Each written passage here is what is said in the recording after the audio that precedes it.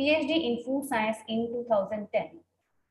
He's also worked as postdoctoral researcher at University of Georgia. Since 2015, Dr. Jadeja has been serving as faculty at Oklahoma State University. His extension programs focuses on providing training and technical assistance to Oklahoma food industry to improve regulatory and customer-driven audit programs on compliance.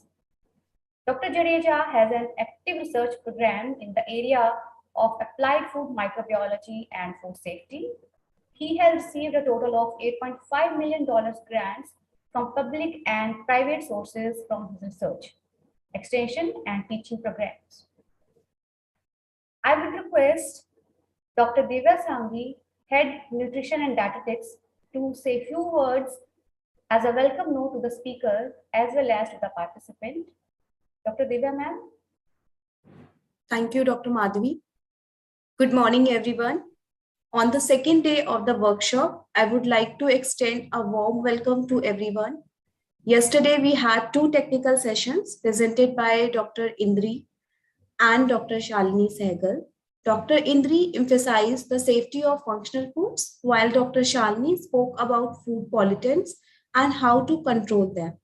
Today, we have the three technical sessions as already informed by Dr. Madhavi. Role of HACCP in food safety and quality management, and food nanoparticle safety. Dr. Ravi Jadeja, our first speaker, has arrived and will speak on the role of HACCP in food safety. Sir, please accept my greetings. Thank you for accepting our invitation for the workshop. Now over to you, sir. Without wasting any single moment, we are keen to listen you. So a very warm welcome, sir. And you can start with your talks. Thank you, Dr. Sanghi. Thank you, Dr. Avasthi. And first of all, I would like to thank the university leadership and the conference organizers for inviting me and providing me this opportunity to talk about HACCP. So without any further ado, let's just go ahead and start with our presentation. Are you able to see the presentation all right?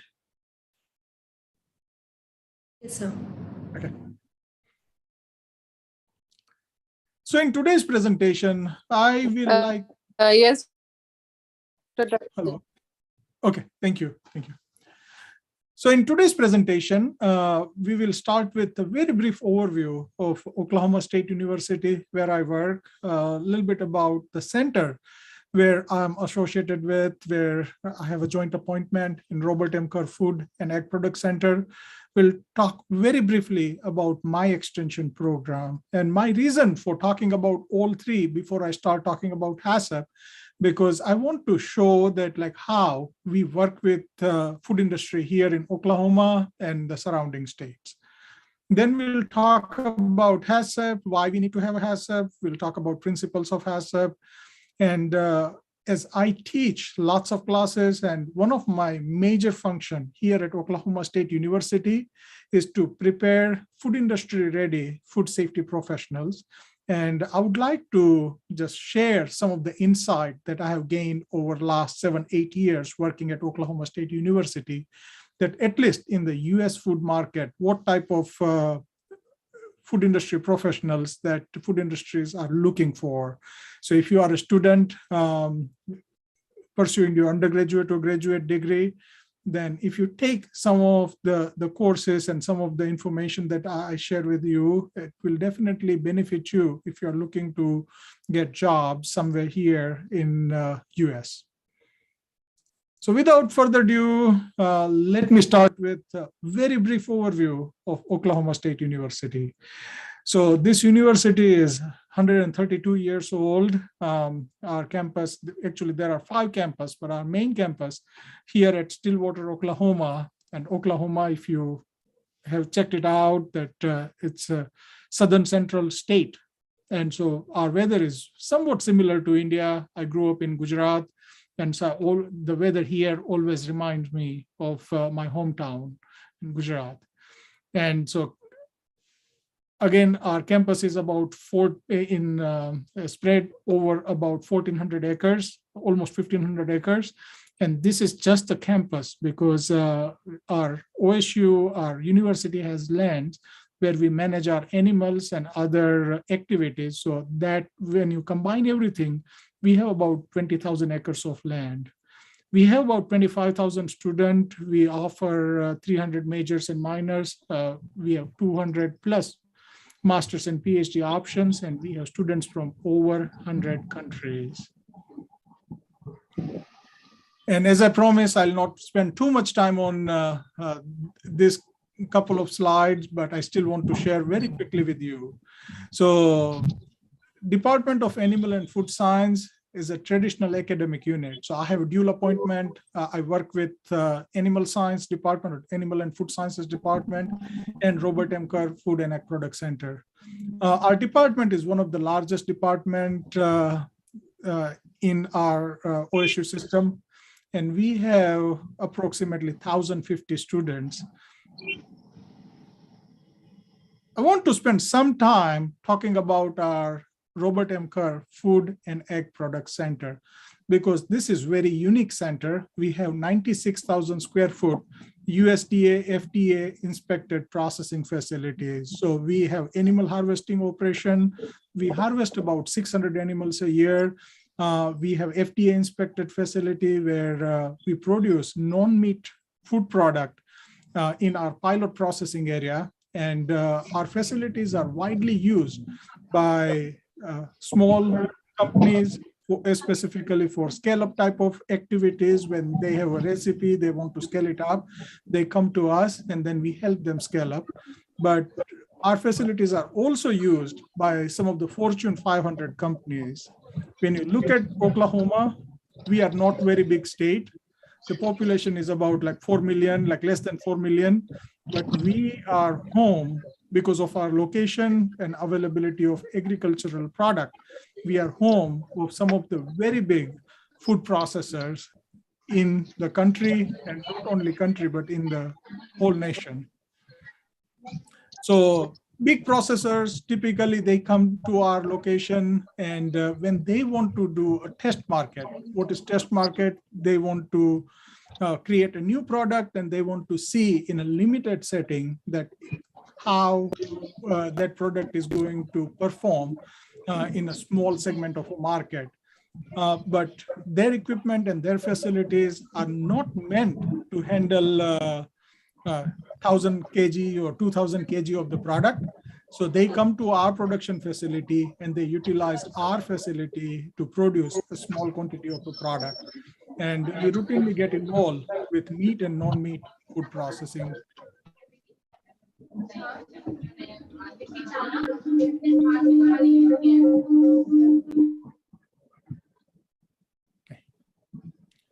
Some of the other activities that we perform in our center include grain milling, baking, product development, and we also have ISO analytical labs for food analysis. Since we were established in 1997, we have worked with 1,200 major Oklahoma clients, because we are a public university. So the numbers that we are reporting are only focused on Oklahoma, though we work with clients from all around the country, and there are a few clients from outside of the country as well. But the state legislators are not interested in knowing that how much benefit the outside state entities are getting from our expertise. So numbers here are mainly focused on Oklahoma clients. We have over 1,200 clients that we work with, and we worked on 3,500 projects. We are the training hub for food industry. We provide anywhere from 65 to 90 trainings each year, workshops each year. We also provide one-on-one assistance. In fact, in last 2-3 years, I'm not sure that how is the situation globally, but one thing that we have noticed that food industry is looking to get third-party audit, customer-driven third-party audit programs. And I would say 80% of my time, extension time, when I'm not conducting workshop, I'm focusing, helping food industry go through the third-party audit program, implement those programs.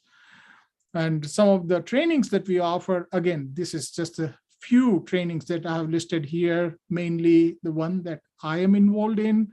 It's Food Safety Modernization Act, HACCP, Advanced HACCP, GFSI, especially SQF and BRC, GMP, GAP, Sanitation, Food Defense, and others, among many, many trainings that we offer here at Oklahoma State University.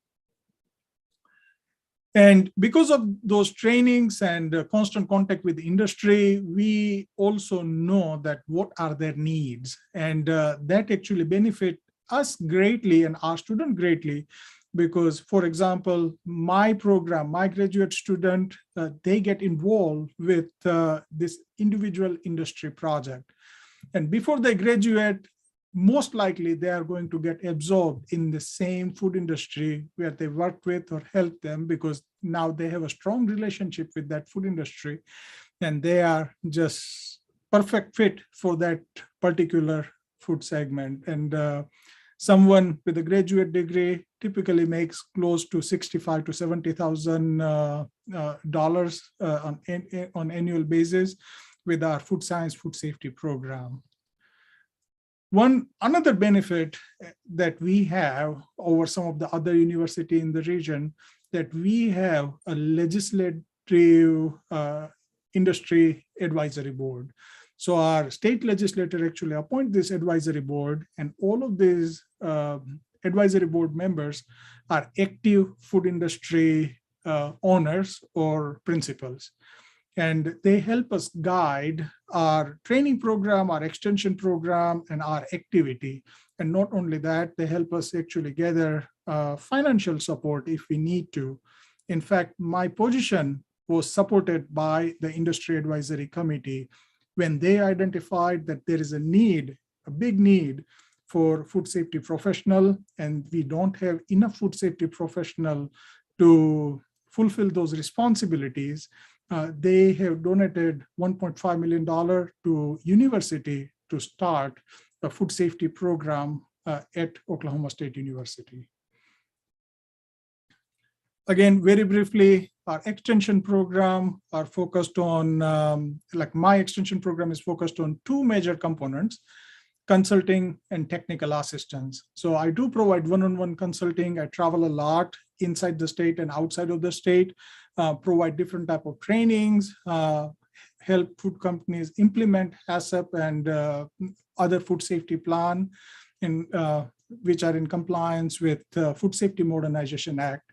We also help with audit program installation. So SQF and BRC and some of the GMP audits are very, very in big demand here. And small companies, even like very small companies with 4, 5, 6 employees nowadays needing to have a third-party audit.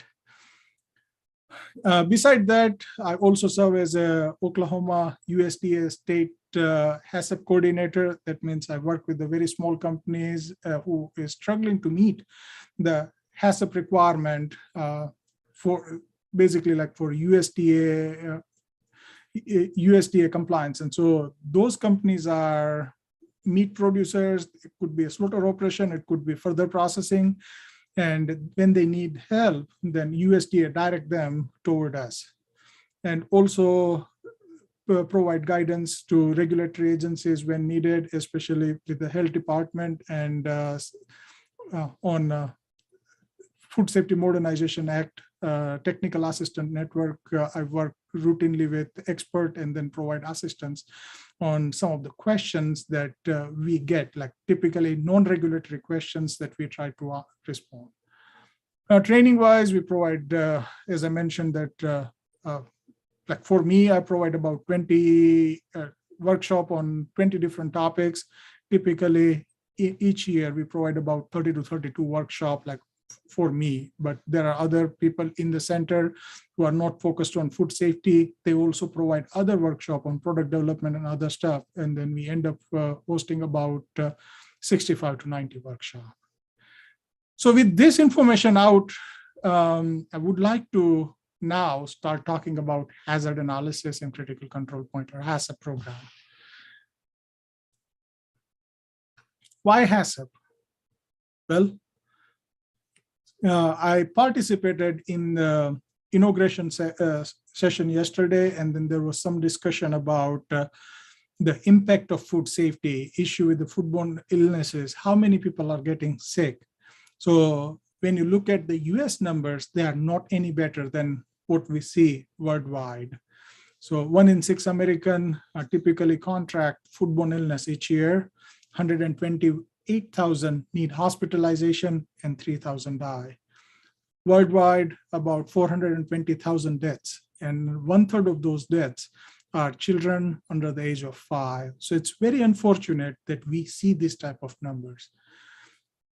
We also need to take this number with a grain of salt, because when it comes to tracking of foodborne illnesses, unfortunately, those systems are not perfect. Not necessarily each country will have a state-of-the-art tracking system where they can track the outbreak or recall specifically associated with a different type of food product. And what we have seen that the numbers listed here are typically underreported. You are going to have more illnesses and more deaths associated with foodborne reasons. And not only this, the one more thing that we need to consider is the cost associated with foodborne illnesses. So as you already probably know that the medical expenses or medical system here in the US is very expensive. Unless you have a good insurance, it's not very feasible to pay out of pocket medical bills. So if someone, and I'm working with a dairy who is currently going through a Listeria outbreak, and because of their milk, one person died, and they got sued by the family of the dead person, and not sure how much money they will end up paying. But typically, if someone gets sick with listeriosis and they need to go to hospital, the average medical bill here in the US is about $1 million, $10 lakh. And small companies, they cannot afford that type of expenses. And when the company need to pay someone, company need to compensate someone for just they are going to the hospital and staying there for some time to recover from listeriosis. We have seen that with the lawyer expenses, with hospital bills, and on top of that, all of the pain and suffering type of additional stuff, companies pay approximately $1.8 million per case of listeriosis. So if even one person gets sick, that expense is more than enough for a small company to go out of business. And unfortunately, food safety related issues have received lots of media attention. And these are some examples that I would like to share. That Times and other magazines, they routinely identify, they routinely put pictures of different food product when there is a big outbreak or recall going on, and they portray food system or food product as something as dangerous as drugs or guns or something like that. So we need to be very, very careful. If you are in a food business, you want to save your image, because once you lose your image, once you lose your appeal to your customer, then your customer no longer trusts you. It's very unlikely that your business is going to see next year. It's very likely that the business will go under and declare bankruptcy. There are some high-profile foodborne outbreaks. In fact, Jack in the Box is one of the restaurant here. They had a big outbreak from E. coli, and that changed the food safety landscape in the country. So HACCP was not required for meat processing facilities until that Jack in the Box outbreak happened. And once that outbreak happened, there was lots of public pressure. And because of the public pressure, USDA, the governing agency who manages manages and inspect the meat processing operation, they decided to implement the HACCP program for meat industry. Under FDA, there were no specific such requirement, and at least until 2015, there were no specific requirement that if you are a small processing facility, you have to have a HACCP plan or food safety plan. But the recent changes or recent regulation that came into play, it's a Food Safety Modernization Act. And Food Safety Modernization Act resulted in implementation of a new law that requires a non-meat industry to also have a food safety plan. But there are lots of exemptions. And again, like implementing food safety system and putting new regulations are definitely going to improve food safety system. But you also need to consider the downside of it.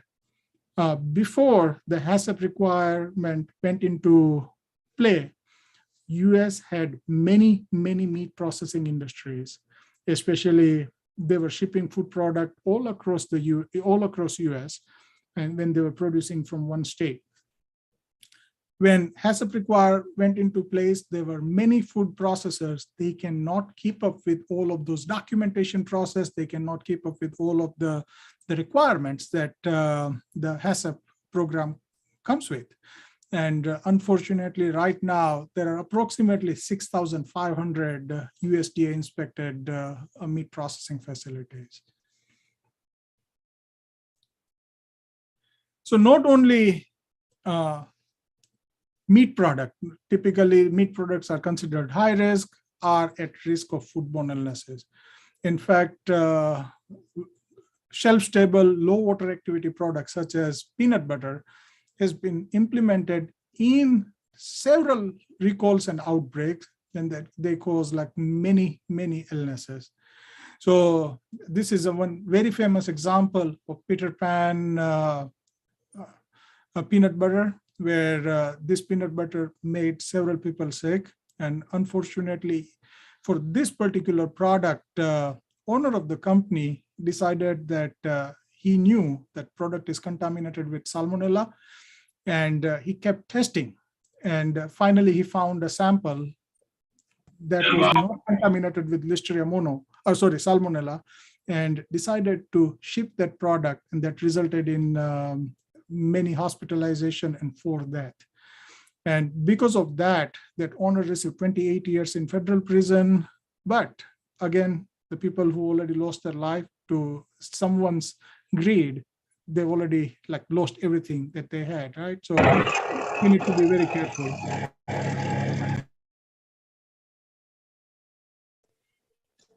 Recently, we have seen that not only those type of prepared food products, but vegetables are becoming more and more food safety issues. So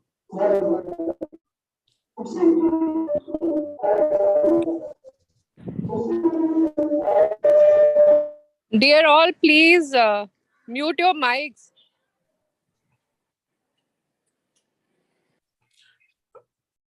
we have seen that in the US, produce is always competing with seafood. Seafood is typically #1 source of foodborne illnesses or #1 cause of foodborne illnesses, but now produce is not very far behind. Produce is always competing for the #1 spot. So again, we need to consider produce as one of the riskiest food item that we are going to consume. And that's why we need to have a food safety program in place that can address this type of risk. At this particular slide, I'm just trying to show that different type of hazards associated with different type of food product, especially FDA inspected food product. And what FDA manages typically non-meat products are managed by FDA or inspected by FDA.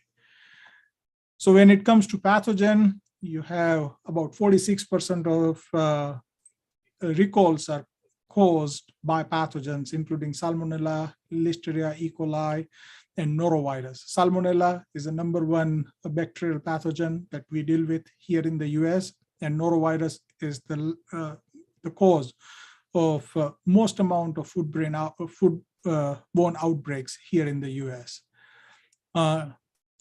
Allergens are not very far behind. We have plenty of allergens, related recalls, and even outbreaks. And recently we added a new allergen. We used to have 8 allergen, but sesame become the 9th allergen in our allergen labeling requirement. So what is HACCP? Well, have another cup of coffee and pray. We have been talking about HACCP since the beginning of presentation, but I don't think that I have covered, or at least I explained that what does that acronym stand for.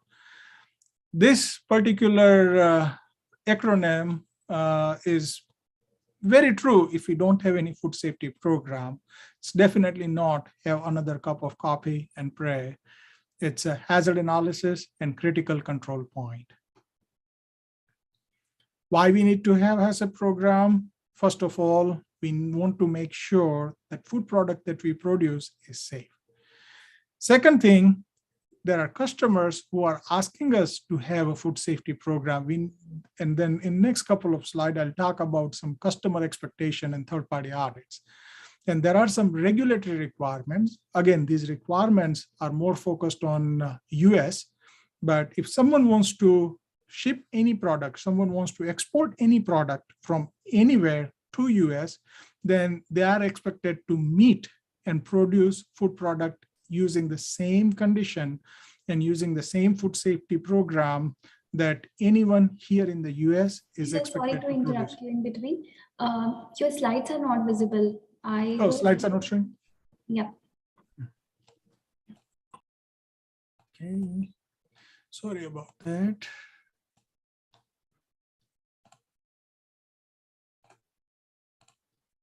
Is it showing now? It's coming up, I think. Yes, yeah, it's fine. Thank you. Thank you.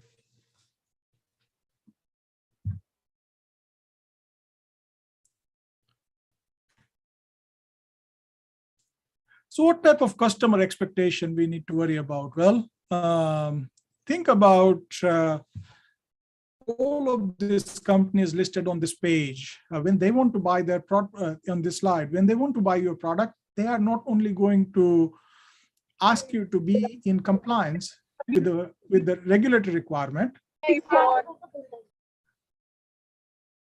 but they will also ask you to do more. They want you to have a stricter food safety system than what is required of to meet the regulatory.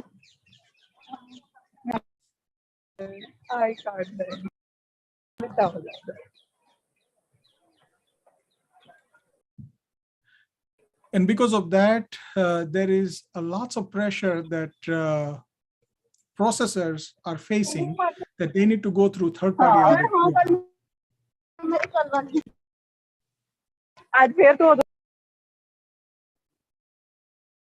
All the participants are requested to kindly mute yourself. We are very sorry, Dr. Ravi. No problem. Now you can start. Yeah.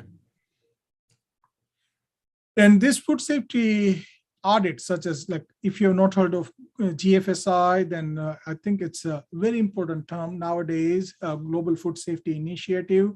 And there are voluntary third-party audit programs, and those programs will include HACCP as one of the requirements. So your HACCP program probably going to be about 10% of your entire food safety system. And some of examples are SQF, Safe Quality Food, Brand Reputation Compliance, BRC, FSSC 22000 type of audit programs. So those programs need to be in place before big retailers or even distributors can start buying food product from anyone who is producing food, different type of food. And therefore, there is a need for HACCP training and implementations. Okay.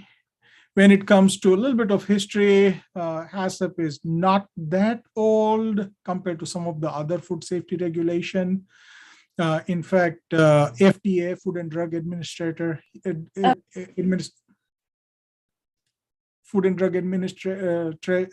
here at Oklahoma, in the US, had their rules and regulation they were asking food industry to comply was last updated in 1938. And then the next update that they have implemented was in 2011. So 2011, they came up with the Food Safety Modernization Act. So HACCP is not as old as some of the regulation that some of the food regulatory agencies are asking food industry to comply. Was first developed under contract with NASA. They wanted to control crumbs in zero gravity when they sent astronauts in the sky for different type of missions. The crumbs produced by different food product can result into malfunction of equipment, and therefore the HACCP was first used not only to control microbial, like to produce safe food product, but the other major use of HACCP was to control crumbs, come up with the food product using a food safety and quality system that would reduce the amount of crumbs in zero gravity. So how things were handled before HACCP? Well, there were certain approaches people use, not necessarily very effective approaches, because things that I have seen and I have heard from others that they used to get material from someone else. They take the criteria that, oh, I need to cook my product to this temperature, regardless of what type of product that someone else is making. They will take that temperature and they'll start cooking that product and then call it a day. They will just say that this product is safe because we have cooked it, not necessarily making sure that they have cooked that food product to a level that would kill at least 5 logs of microorganisms. They used to rely on finished product testing. Unfortunately, finished product testing is one of the weakest methods of making sure that your product is safe or not. Regulatory agencies were also not very consistent because they were focusing on the 1 step or 2 step in entire process, and they were not focusing on the entire process as the food production. And they were more pushing people to comply with certain requirement, which might not necessarily going to provide the amount of protection that you expect to a food product by complying with regulations. And I can share some examples if you are interested after the presentation, that what type of issues we have heard that no HACCP type of system was causing. And as I mentioned, that their food safety system or the food safety programs were not risk-based. They were just trying to control anything that they could and basically say that the consumers are supposed to cook their product and that's supposed to kill all the microorganisms, but it was not happening. Lots of people were getting sick at that time. So why we need to have HACCP? Because it's a prevention-based system. It identifies the hazard or risk specifically associated with our product and our process. And it allows us an opportunity to implement a system that will control those specific hazard or risk.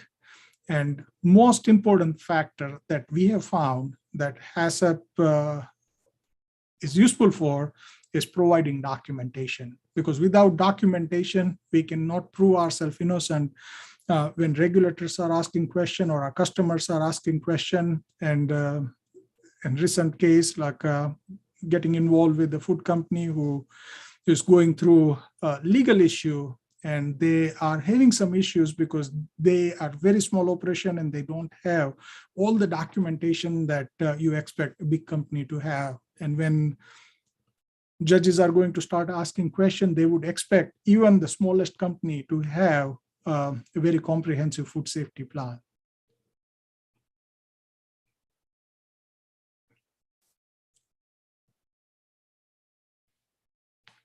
Okay, so there are 7 principles of HACCP: conduct hazard analysis, determine critical control point, establish critical limit, establish monitoring procedure, establish corrective action, and establish record keeping procedure, and finally, establish verification procedures. And there are 5 prerequisites or 5 preliminary steps, and we'll talk about that at the end of the presentation. But when you ask someone to memorize all 7 of these steps, it's somewhat difficult. Like, it's not very easy to understand. And I sometimes feel that when scientists were not feeling job secure, they came up with this type of names and this type of principle so that there is only a limited group of people who can understand the importance of HACCP. Probably they don't become as proficient as they should be. So this is my interpretation of HACCP. First of all, identify that what is dangerous. Second, identify that where we are going to control it. Third, how we are going to control it. And we need to make sure that we are controlling the hazard or controlling the issue.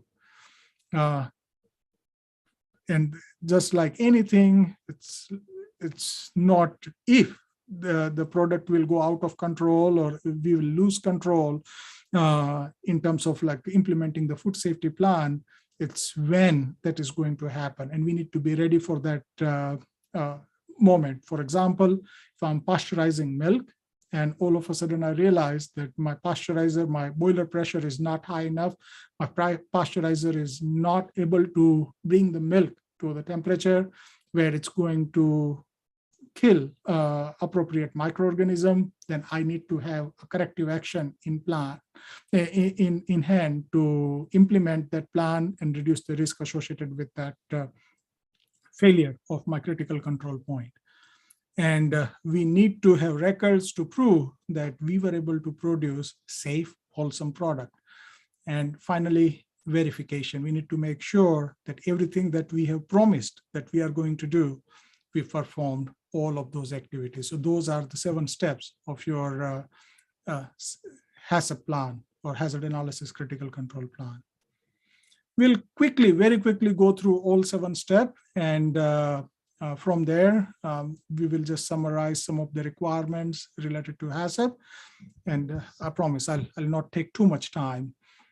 So first step in your hazard analysis is to identify that what is dangerous, things that we need to consider, and each step of receiving, each step of processing, we need to identify biological, chemical, including radiological hazard. So here in the US, under Food Safety Modernization Act, now FDA requires that people also consider radiological hazards, because we had several close calls due to nuclear power plant and some other accidents. And we also need to consider, finally, physical hazard. For each step, we have to identify those hazards. And to me, after working with so many different food safety plans, I always find that this is the most challenging part of any food safety plan. We need to know that what are the appropriate hazards. There are some resources available, but again, I have seen that people really struggle to identify appropriate hazards. And if you don't identify appropriate hazard, your food safety plan is bound to fail, and you are not going to achieve appropriate control of the hazard that you are trying to control. Second step, once we identify the hazard, we need to identify where we can control that hazard. And in many situations, we have found that people identify the hazard, but they don't have a specific control, or their control is not sufficient to control that hazard. That can become an issue. So I always recommend that please work with someone who knows your hazard plan or knows your food industry, so that you can have an effective control for each hazard that you identify in your food safety plan. So one example, milk, raw milk is a big source of Listeria monocytogeny and Shiga toxin producing E. coli. So how we are going to control that hazard? Well, you will have a pasteurization step. That pasteurization step is going to become your critical control point. But here, especially in Oklahoma, there are other states which are not allowing unpasteurized milk, but Oklahoma allows unpasteurized milk. So then you need to come up with a completely different approach. You know that E. coli and Listeria might be present. How you are going to control it without pasteurizing it? So you need to change your entire focus from like killing something, from preventing those microorganisms to go inside the milk. So you need to have a very good SOPs and SSOPs for milking practices and cleaning and sanitation practices. Our third step is how we are going to control that hazard. So it's going to be a critical limit. When I say pasteurization, it's very easy to say there are specific temperatures associated with pasteurization. But what if I say, I'm just going to cook this food product? If I'm cooking that food product to a certain temperature, and I'll say that I'm just going to cook it, cooking process is very, very subjective. So something that is properly cooked to me might not be properly cooked to you. So we have to have a minimum or maximum number. So a number that we all need to achieve to make sure that the cooking process was done appropriately. So that become our critical limit. If we do not meet the critical limit, that means we cannot guarantee that our product is safe. Next step is we need to watch our monitoring, watch our controls. We need to watch our critical limits. And the person who is watching need to be trained, need to know what to do if the product is not meeting the critical limit, and also need to know when to use certain equipment, how to use certain equipment, because we have seen lots of issues when people end up using non-calibrated thermometer or non-calibrated pH meter to take the temperature. And then after the entire process is done, they realize that their thermometer is off by 2 degrees or their pH meter is not working properly.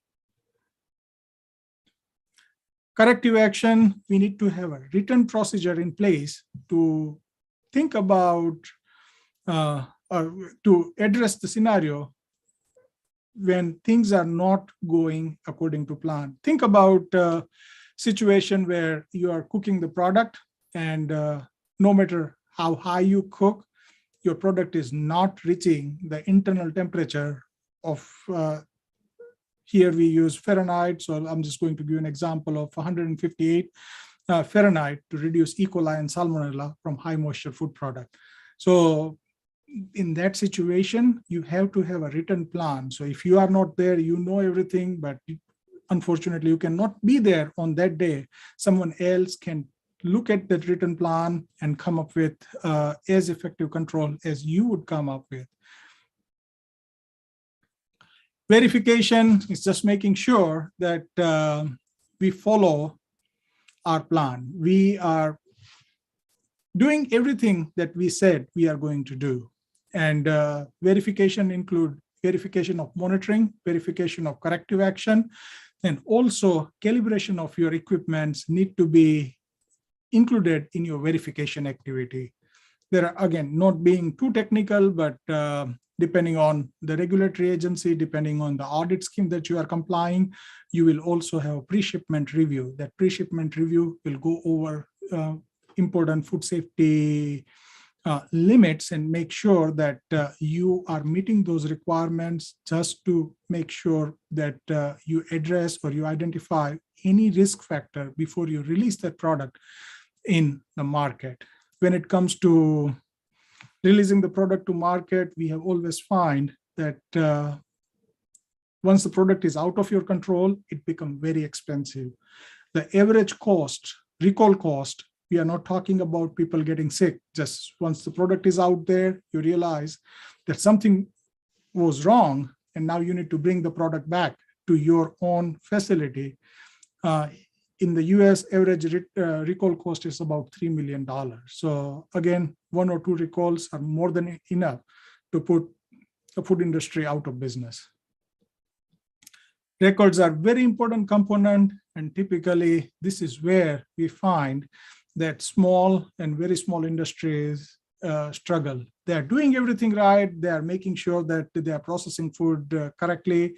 They are meeting their critical limits, but they are not producing enough record to prove that if they ever get questioned on their finished product, they ever get questioned on their food safety practices, to show that document in court of law or to customer or regulatory agency and tell that, okay, we did everything right. Someone must have messed up along the way to cause this food safety issue associated with our product. So those 7 principles are there, but before we start those 7 principles, we need to have 5 preliminary tasks.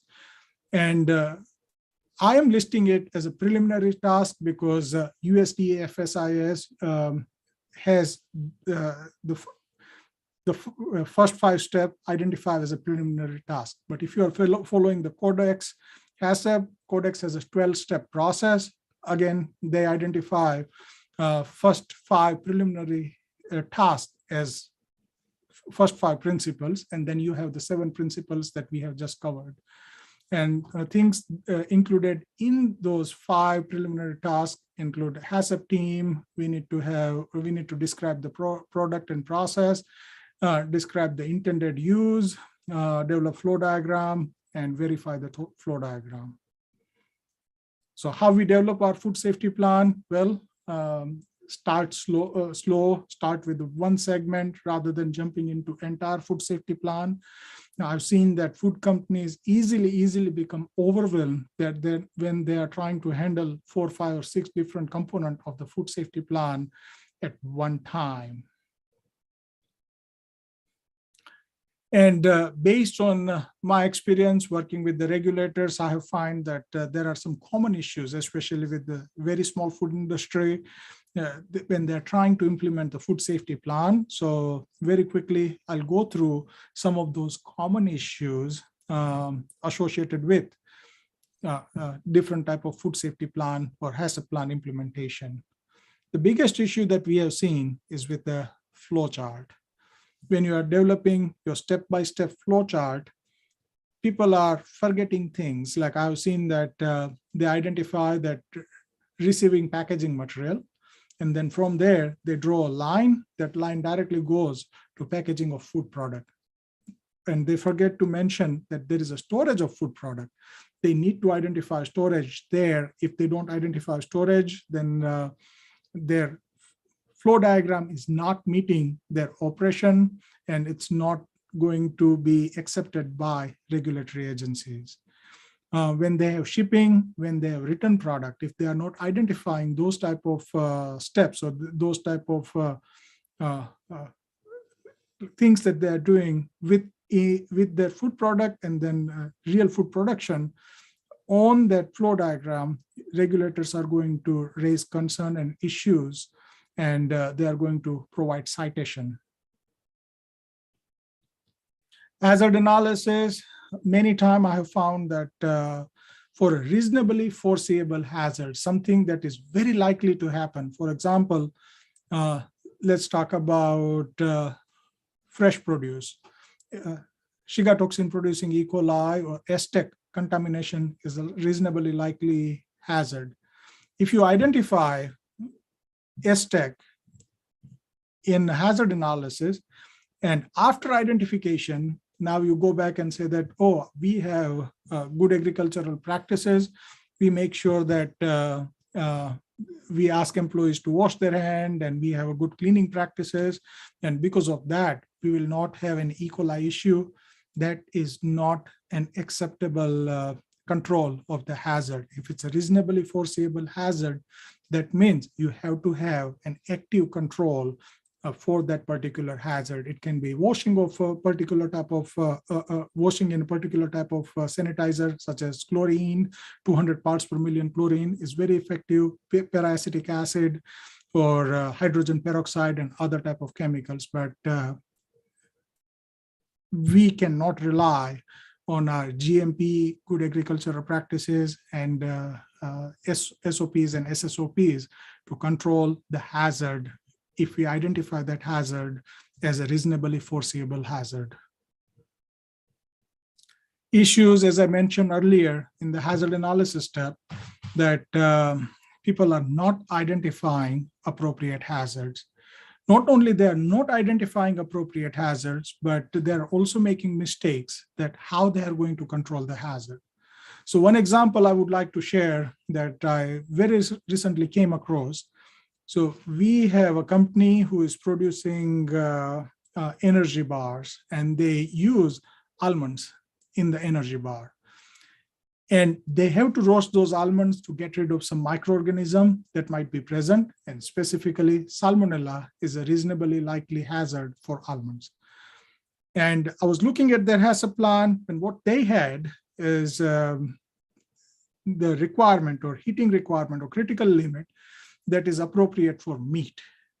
So they were saying that 158 Fahrenheit cooking is sufficient to reduce the salmonella at least 5 logs from almonds. Unfortunately, that is not the case.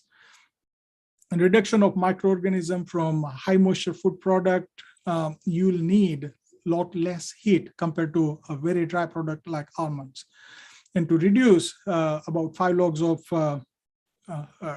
salmonella from almonds, you need to cook that product to almost over 400 Fahrenheit for over 20 minutes. And that's going to change the texture of your product. And that's why you need to implement a multi-step process where you are still removing those microorganisms, but you are not overcooking that product. So, and in fact, all the almonds here in the US that you get are treated. They typically use infrared radiation to increase the surface temperature to reduce number of microorganisms from the surface. So fortunately, they were able to get some information from their supplier that they have already implemented a process where they reduce about 5 logs of microorganisms. And that helped them justify that why they don't need to control the hazard. But unless you know specifically that what is the hazard that you need to control, and you have a very solid strategy that how you are going to control the hazard, your hazard plan won't be very effective.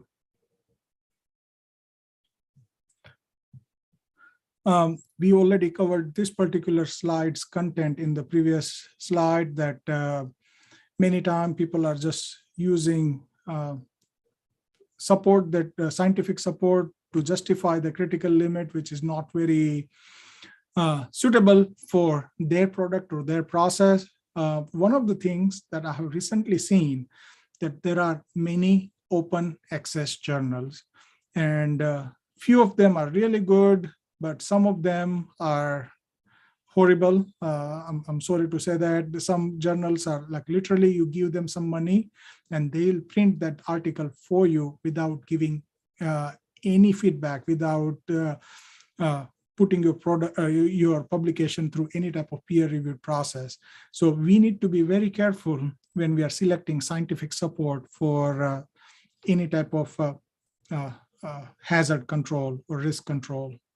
Regulatory agencies, universities. I am also involved in lots of in-plant studies. In fact, I'm running a study where I am helping an energy drink company, because once they make that energy drink, they need to make sure that if there is any contamination of pathogen inside that energy drink, it needs to die. Its energy drinks are typically very low pH, and they have some preservatives inside. So it's basically a matter of time. Once they produce that product, even if they have Listeria or E. coli or Salmonella present in there, those microorganisms will die within 12, 24, or 36 hours. And but they need to have a specific information. They need to have that study done for their product before they can start selling their product to consumers in the market.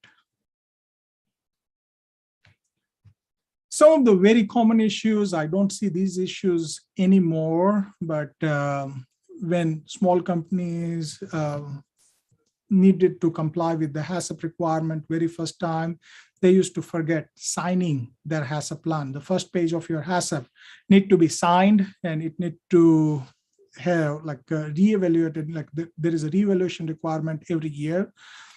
If it's for hazard analysis and critical control point, if it's a FDA related food product, then you need to reevaluate that food product for food product or food safety plan every 3 years, but you need to re-sign that document that reevaluation was done. So many times people forgets that this is something that they need to re-sign, so or they even forget to reanalyze the food safety plan. And during their third-party audit or regulatory audit, regulators or auditors are going to raise question to those mistakes. When people are creating records, I've seen that they also make some mistakes. For example, if your product need to reach an internal temperature of 74 Celsius, and instead of writing 74 Celsius, if you just write that product passed, like you just put a pass mark or tick mark, then it does not meet the HACCP expectation. Anyone who is looking at your record during the verification process, they need to know what exact temperature was the product at when you took that product out from the cooking. So we need to be absolutely sure that we provide as much information as we can on those forms. We need to provide our initials. Sometimes those forms are not legible. If you have a handwriting like me, then it's better that you focus, invest in getting an electronic system so that you have more legible records that you can keep to support your food safety plan. Work with lots of meat and rendering industry. And rendering industry, if you're working on a production floor, you will find that it's not one of the cleanest environment. And your documents, if you're working with the paper records, are going to get really, really dirty. And many times people are just not saving those documents long enough. Depending on your regulatory requirement, the documents need to be available on site for a certain time frame, and it largely depends on the food product that you're producing. And when regulator asks you to provide those documents, you are supposed to provide those documents in reasonable time frame. And I have specifically asked to regulatory agencies that how they define reasonable amount of time, and their response is always immediate if possible, but never more than 24 hours. When people are scribbling out their previous entries and they use whiteout, those things are not acceptable as well. Everything that you write, even if you made a mistake, it needs to be legible. You can just put a line across the write-up or your reading and explain at the back of the form or like on top of the form that why you had changed the entry.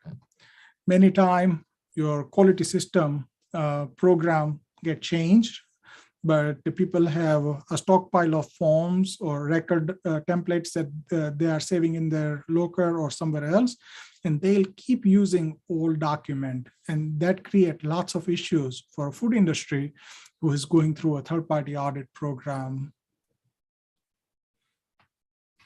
Okay, we are at the last leg of our presentation. Let's just go over the benefit of HACCP, why we need to have HACCP. Definitely HACCP helps with the reduction in production loss.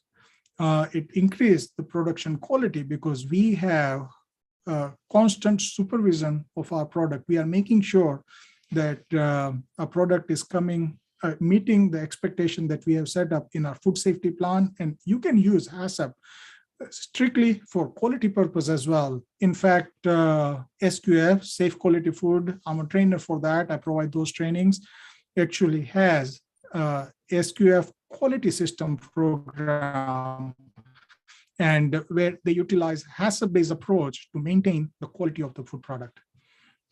The other thing we need to worry about, we can benefit by implementing HACCP, better control of product inventory. Why? Because if we are not throwing away a significant amount of product because like our product did not meet the expected quality criteria, we can sell more product and basically benefit more out of our business.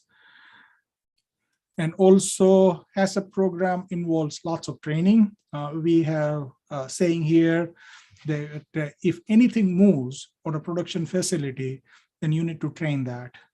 So lots of training is also going to benefit your employees if they. So your mic is on mute. So your mic is on mute.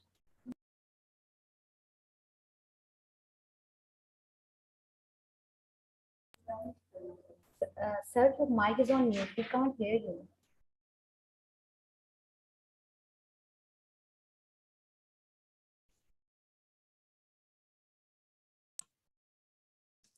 Yeah, I got a message that host muted me and I was able to unmute it, and then it was not letting me Yeah. unmute. So sorry, sir. It's just by mistake.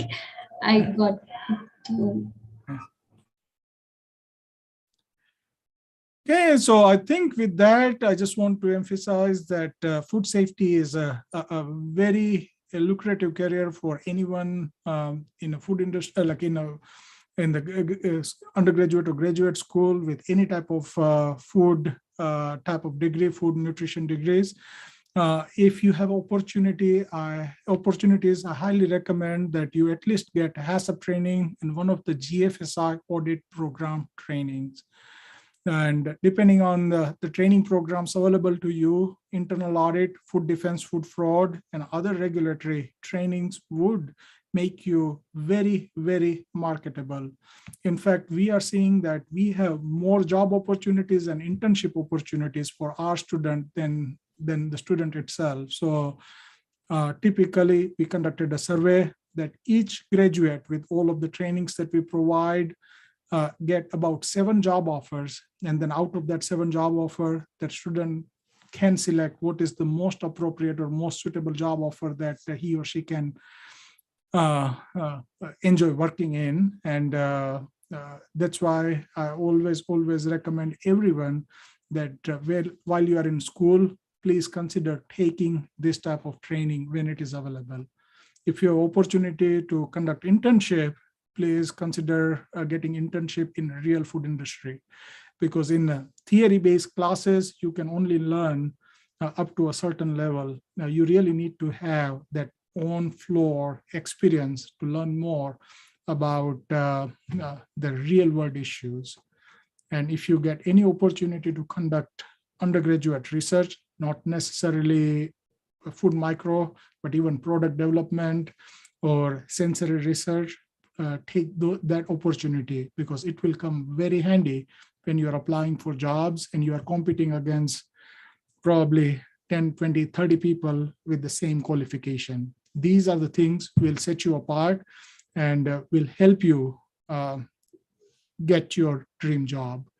And if you are interested in pursuing your master's or PhD here in the United States, at least I'm happy to provide more information that where are more opportunities, and if we have funding available, we routinely take students in our program where they get their tuition completely covered through the assistantship, and they get a small amount of money, typically about between $16,000 to $20,000 each year, to sustain basically like sustain their housing and food and other stuff. So Don't hesitate to reach out if you have any question.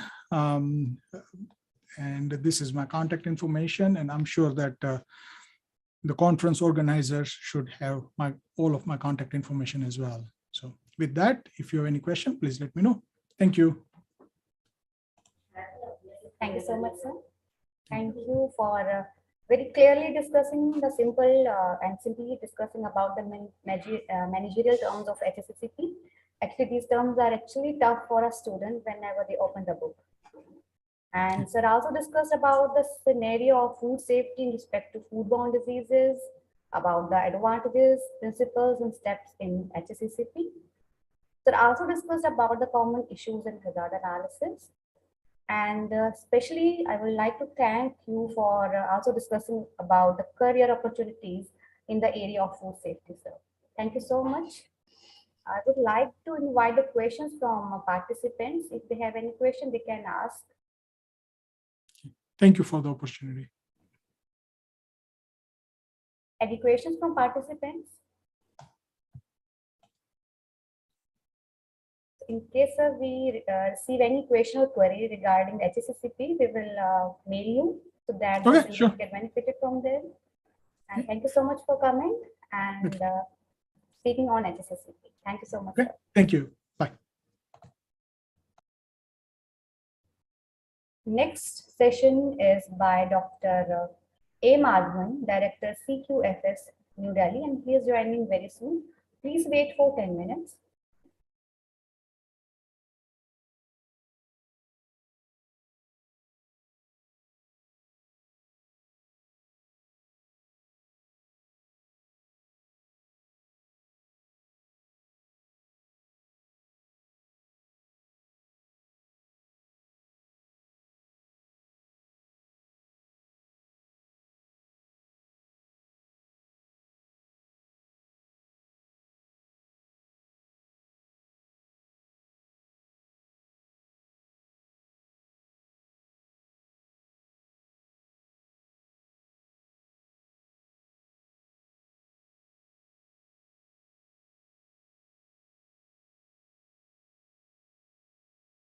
Requesting participants to have patience. Dr. Madhavan is joining within 10 minutes.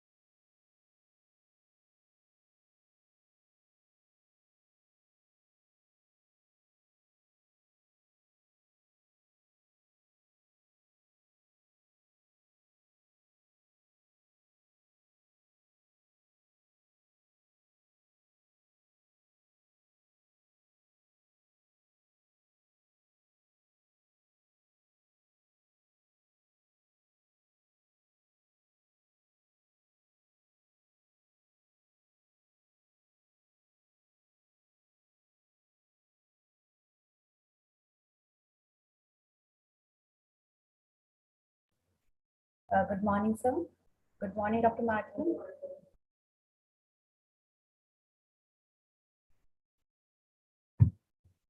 Dr. Madhavan, am I audible?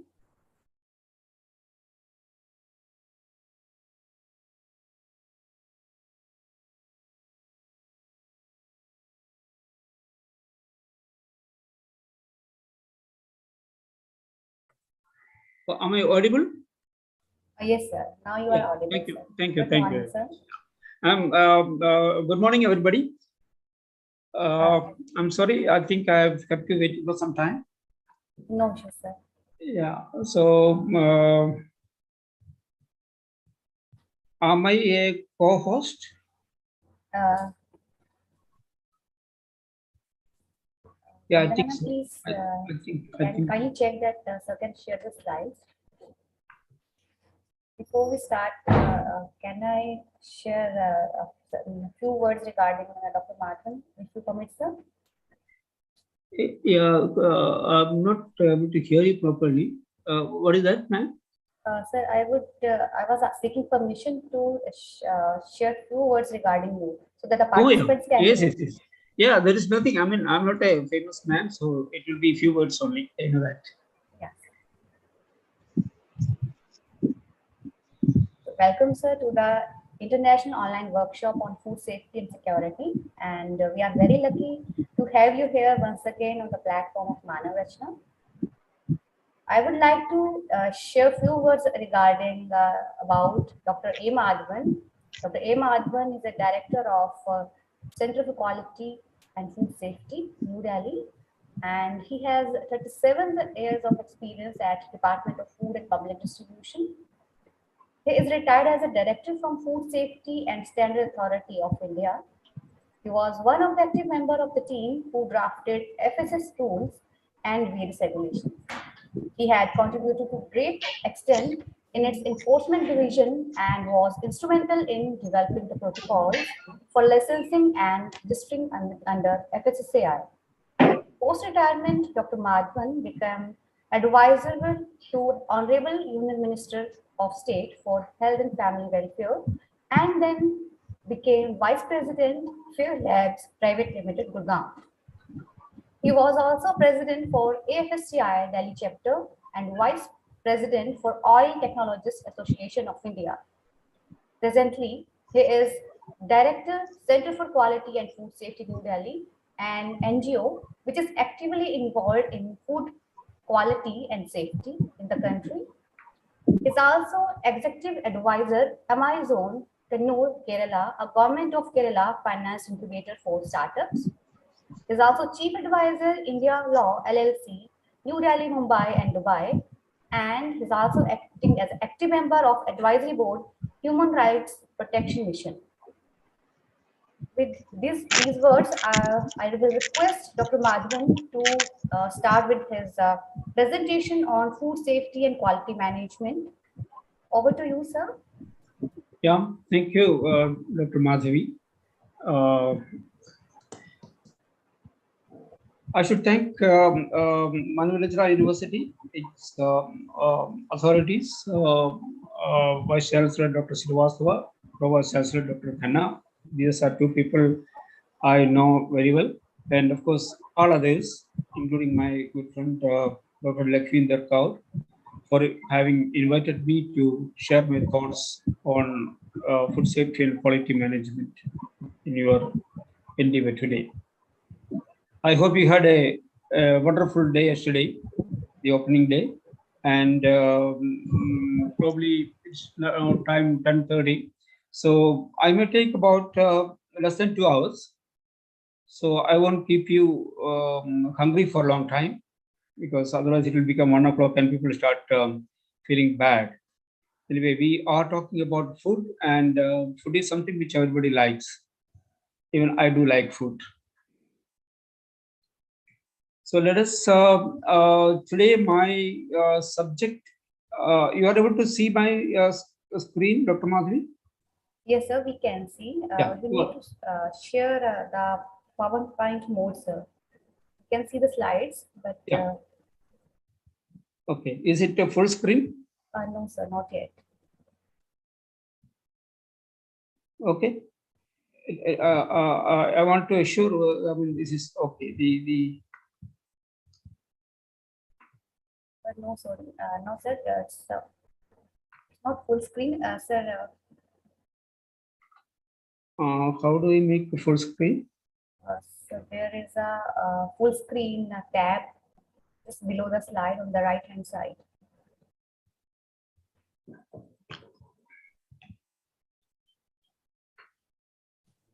Is it okay now? Sir, just press Control F5. You'll be able to make it full screen. Control F5.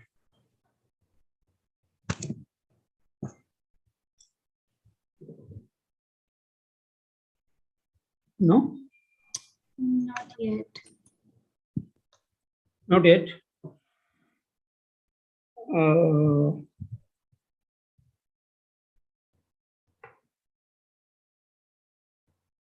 No, sir, not like this because the PPT, the words will not be visible.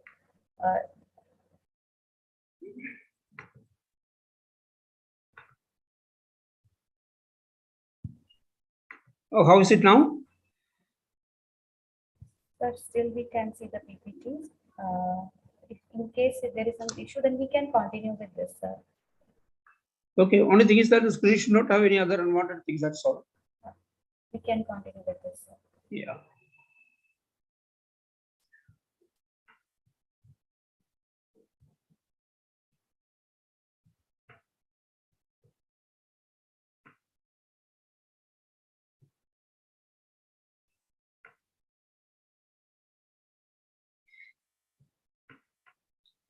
So, once again, good morning, everybody.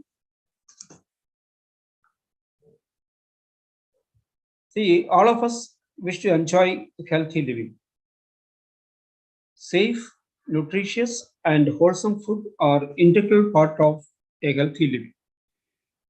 All government policies on food safety are centered at this objective.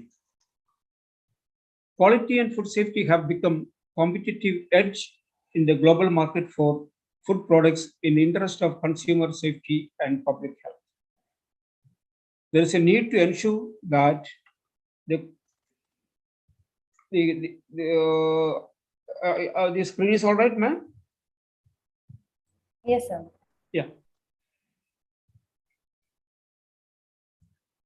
There is a need to ensure that the quality of all food items, including primary food made available to the public in the market, meet the stringent parameters prescribed by the food safety regulator. Now we have the healthy life we need. So we need to have safe food. The food should be nutritious and wholesome food. As in the preamble of Food Safety and Standards Act 2006 speaks, the food should be wholesome, nutritious, and safe. These are the three very important underlined words that we have in respect of safety food.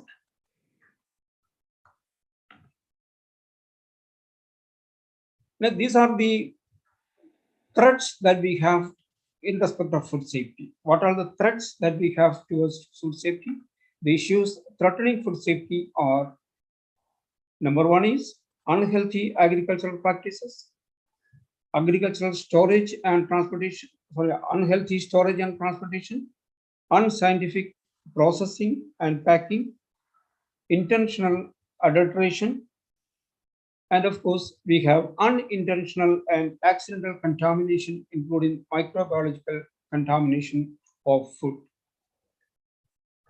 The very important points which are coming out of bad agricultural practices, or what we call unhealthy agricultural practices, are: one is that the food may have pesticide residues, the food may have antibiotic residues, food may have growth hormones. As you all know, we are in the habit of using prohibited growth hormones on vegetables and even staple food, and other harmful chemicals that come into the system, biological system. These are basically, when we speak about agricultural practices, we speak about primary food. basically the staple food that we have, that we eat. If the staple food, say for example, wheat is containing more than the permitted limit of pesticide or antibiotic residues, there is no meaning in speaking about food safety at all. There is no meaning in speaking about food safety and good manufacturing practices or quality management, quality maintenance, or anything whatsoever, unless you have a safe primary food. Because every food that we eat comes from primary food. The milk that we use, it can contain a lot of pesticide residues, it can contain a lot of antibiotic residues, growth hormone, even other chemicals also.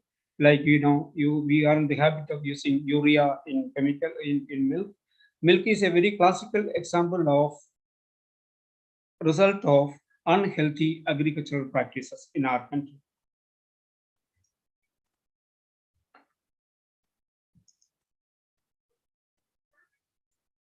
What are the examples of unhealthy storage and transportation? We have spoilage of milk and milk products, spoilage of fish and fish products, spoilage of fruits and vegetables, contamination of food grains due to open storage.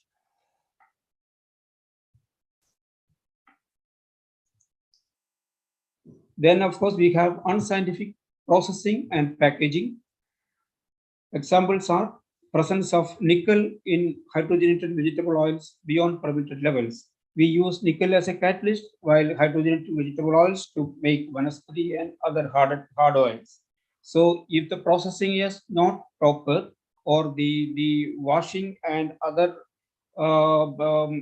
processes are not up to the mark, we are left with a product which will have nickel, which is a very detrimental metal, more than its permitted level. The permitted level, as you may be aware, is 5 ppm, and we may have 10 ppm, 20 ppm, etc., which are very detrimental. Next example, which I can quote for unscientific packaging, which will result in unsafe food, is development of trans fatty acids in frying oils, contamination of tea with iron ferrous. This I am quoting very, very classical, simple examples to drive home the point which I want to come to you, which I want to convey to you. That is, because of unscientific or inappropriate processing or even packaging, we will have unsafe food. Destruction of useful micronutrients like vitamins and antioxidants. If we go on heating, say for example, even any material which is having carotenoid in it, the carotenoids will get destroyed during the process of heating. Then we have another example is oxidative spoilage of milk products, etc., due to improper packaging. Because if the packing material does not have enough oxidation barrier properties, the oxidative spoilage will take place in the product, tendering the product to become unsafe. We have a age-old tradition of, or a curse in our society known as intentional adulteration. Again, milk is a classical example. Of course, by and large, milk is adulterated with milk or with water. And if the water is safe, though the milk is adulterated, it doesn't become unhealthy. Though in the present FSS rules, such milks are classified as below standard material, but they are not unsafe. Then we have breach of consumer rights. You are buying a material, you intend to buy a material in the supermarket, you end up with buying a low standard material. You intend to buy a 1 kg of pure sugar. If the sugar is adulterated with some sawdust or something like that, you will end up with buying a substandard material. Then, of course, we have health issues from unknown causes. You buy and eat an ice cream in the market. The ice cream, say for example, is adulterated with filter paper pulp or paper pulp, what will happen is you will have stomach problem. You will definitely will need to go to a physician due to that thing. You have malnutrition, especially to infants and children, because the nutritious food becomes non-nutritional food because of intentional adulteration. Addition of taste enhancers and to attract customers is the next classical example. You have the classical example of monosodium glutamate becoming a part of your what you call as tasty food, your like noodles, etc., which the new generation like very much. So what happens is, because it's a taste enhancer, the taste becomes better by using more of monosodium glutamate in it, and people start buying it, people start eating it, and they will fall sick after some time. Maybe in the long run, they may end up with very serious ailments.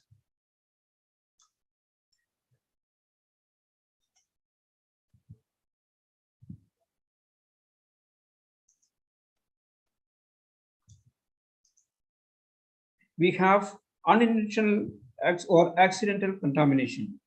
One is the intentional adulteration. Next is the unintentional or accidental contamination. A classical example is contamination of mustard oil with argan oil. We heard about in probably I think in 1998 a very serious health problem in Delhi where about 300 or 400 people died because of the adulteration of argan oil with mustard oil. Of course, nobody puts argan oil directly into mustard oil because argan oil as such is not available. But what happens is argan seed gets mixed with mustard seed by mistake or by carelessness, I should say. And the argan seed gets crushed along with mustard seed, and the resulting mustard oil becomes contaminated with argan oil, which will result in the dropsy disease, which is very, very, very serious there. We have microbiological contaminations arising from unhygienic practices. Then we have cross-labeling of packaged food, which are unintentional. Say, for example, you have chocolate cake and you have some vanilla cake, and cross-labeling generally take place. The vanilla cake getting labeled with chocolate cake. Just a very, very simple example I'm telling, which will result that you intend to buy a chocolate cake, but ending up with buying a vanilla cake. What are the primary objectives of food safety standards? Why do we have food safety standards? We know why we should have food safety at all. Now, in order to have food safety, we have safety standards. Food safety standards. And what are the primary objectives? Food is safe and suitable for human consumption. We want to ensure that food is safe and suitable for human consumption. We want to ensure that fair trade practices in food takes place. Follows the food chain from farm to fork. Takes into account the wide diversity of food ecosystem, like starting from the primary food, starting from wheat or rice, for example, it results in making or the preparation of hundreds and thousands of food varieties that we get in the market. When we speak about food safety concept, the primary thing which is coming into our mind is Codex Alimentarius Commission.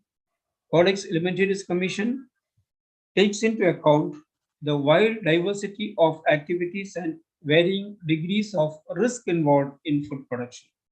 It lays a firm foundation for ensuring food hygiene with each specific code of hygiene practice applicable to each food segment.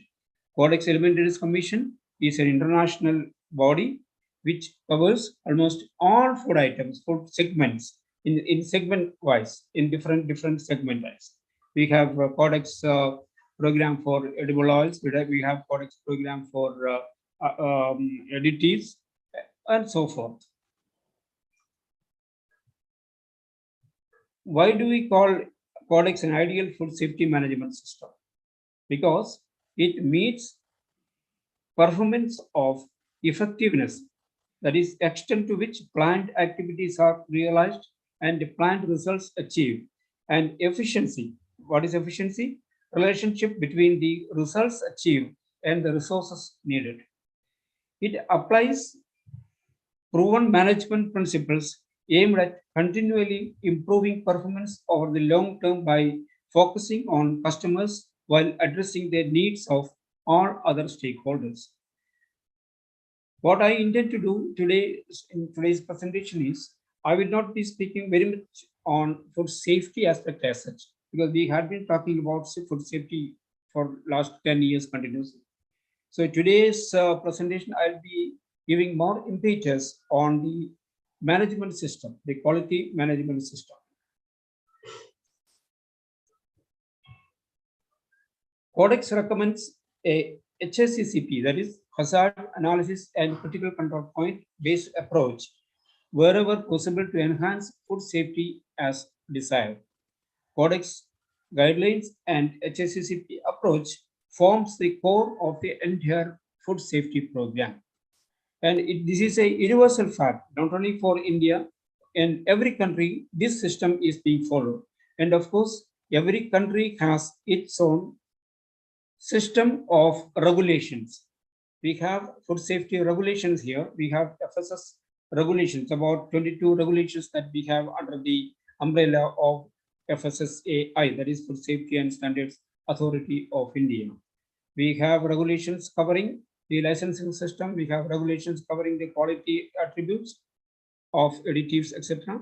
Then we have regulations on labeling. We have regulations on recall practices. We have regulations on claims and advertisements and so forth. These are all very, very important regulations which will cover the whole realm of food safety in our country.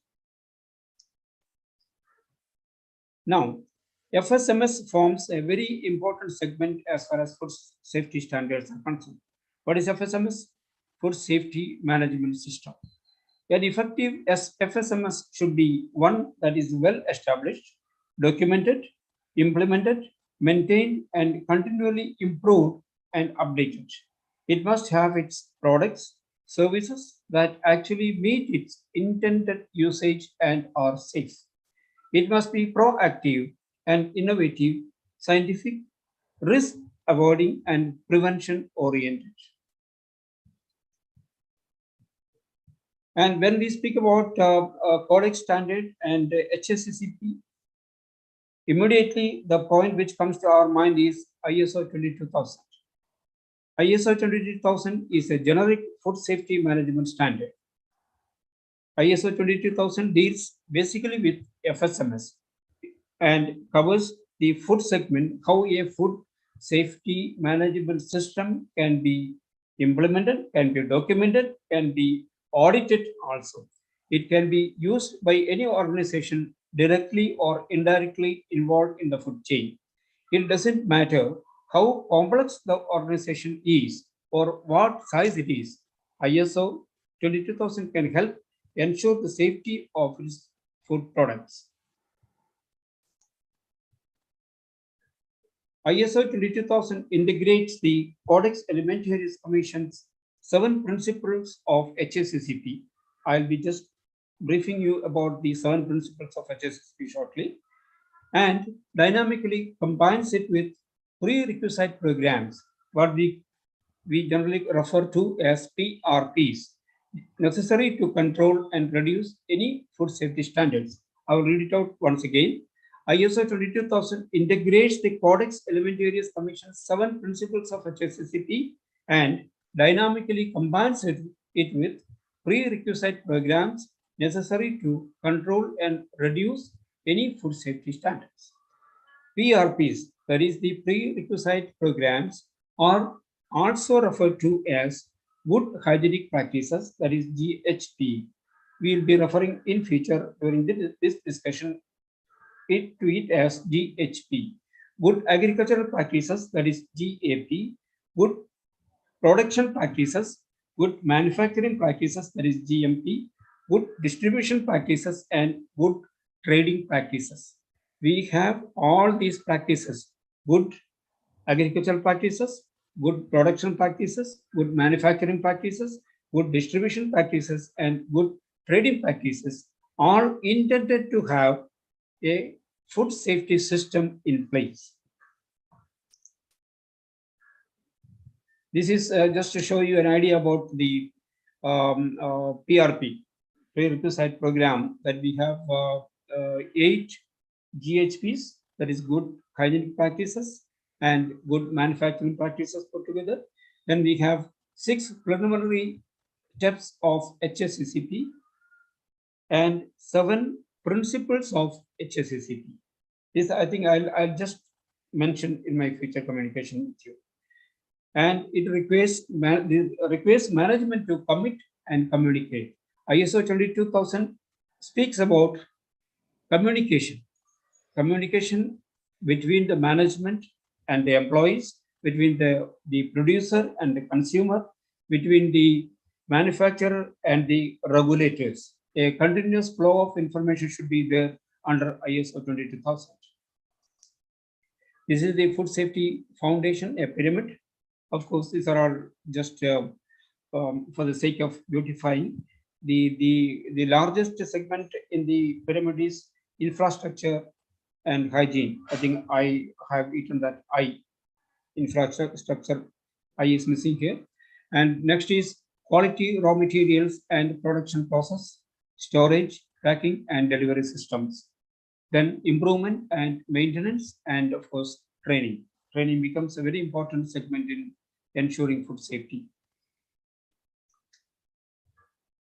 Food safety standards, as per ISO 22000, the pre-required program, as I told, the PRP, these are the important good hygienic practices under 22000, that is ISO 22000. One is the primary production, establishment, design, and facilities, including your facilities for manufacturing and processes, including packaging. Then control of operations, maintenance and sanitation, personal hygiene, transportation, product information and consumer awareness, and last but not the least, the 8th one is training. I'll just elaborate a little bit more on this training, because training becomes very important in today's world when we speak about food safety. Training is the most important segment and is the cause of most food safety hazards and incidents, whether we appreciate or not, whether we agree or not. The important segments are, the important attributes are awareness and responsibility. Then training programs, nature of food and its ability to sustain growth of harmful microorganisms. That means the individuals, the personnel which are dealing with the food must have a basic knowledge of the chemistry of the food and manner in which food is handled and packed. How a food can be packed and how a food can be handled is very important. The people who are dealing on the floor must have the basic knowledge about the stage of the food, its deterioration, the rate of deterioration, and the status, that means the whether it's a liquid, semi-solid, solid, etc. Then of course, extent or nature of processing or further preparation before final consumption. Conditions under which the food will be stored. Conditions means whether there is any specific condition of storage, namely it should be stored in reduced temperature or reduced pressure, or whether it should be stored in a dark condition without light, etc., etc. Expected length of time before consumption means every food has got a shelf life. Every food has got a lifetime. Every food has got a lifetime means it has got a length of storage before it should be consumed. So it is a chemical property. So these properties will have to be estimated and communicated to the floor people. Instructions and supervisions. The supervisors must have good instruction, appropriate instruction, how the food should be handled, how it should be packed, how it should be stored, how it should be transported, and what are the basic chemistry of the food. If it is stored at a high temperature, the rate of deterioration will be more. And if it is stored at sunlight, for example, the rate of deterioration will be more, like that. Then, of course, we must have refresher training, because training is a continuous process. We must understand that training never ends. Everybody at every age, any age, should have continuous training. GMP, that is good manufacturing practice, is again an attribute of PRP, prerequisite program. GMP requires a quality approach to manufacturing, enabling companies to minimize or eliminate instances of contamination, mix-ups, and errors.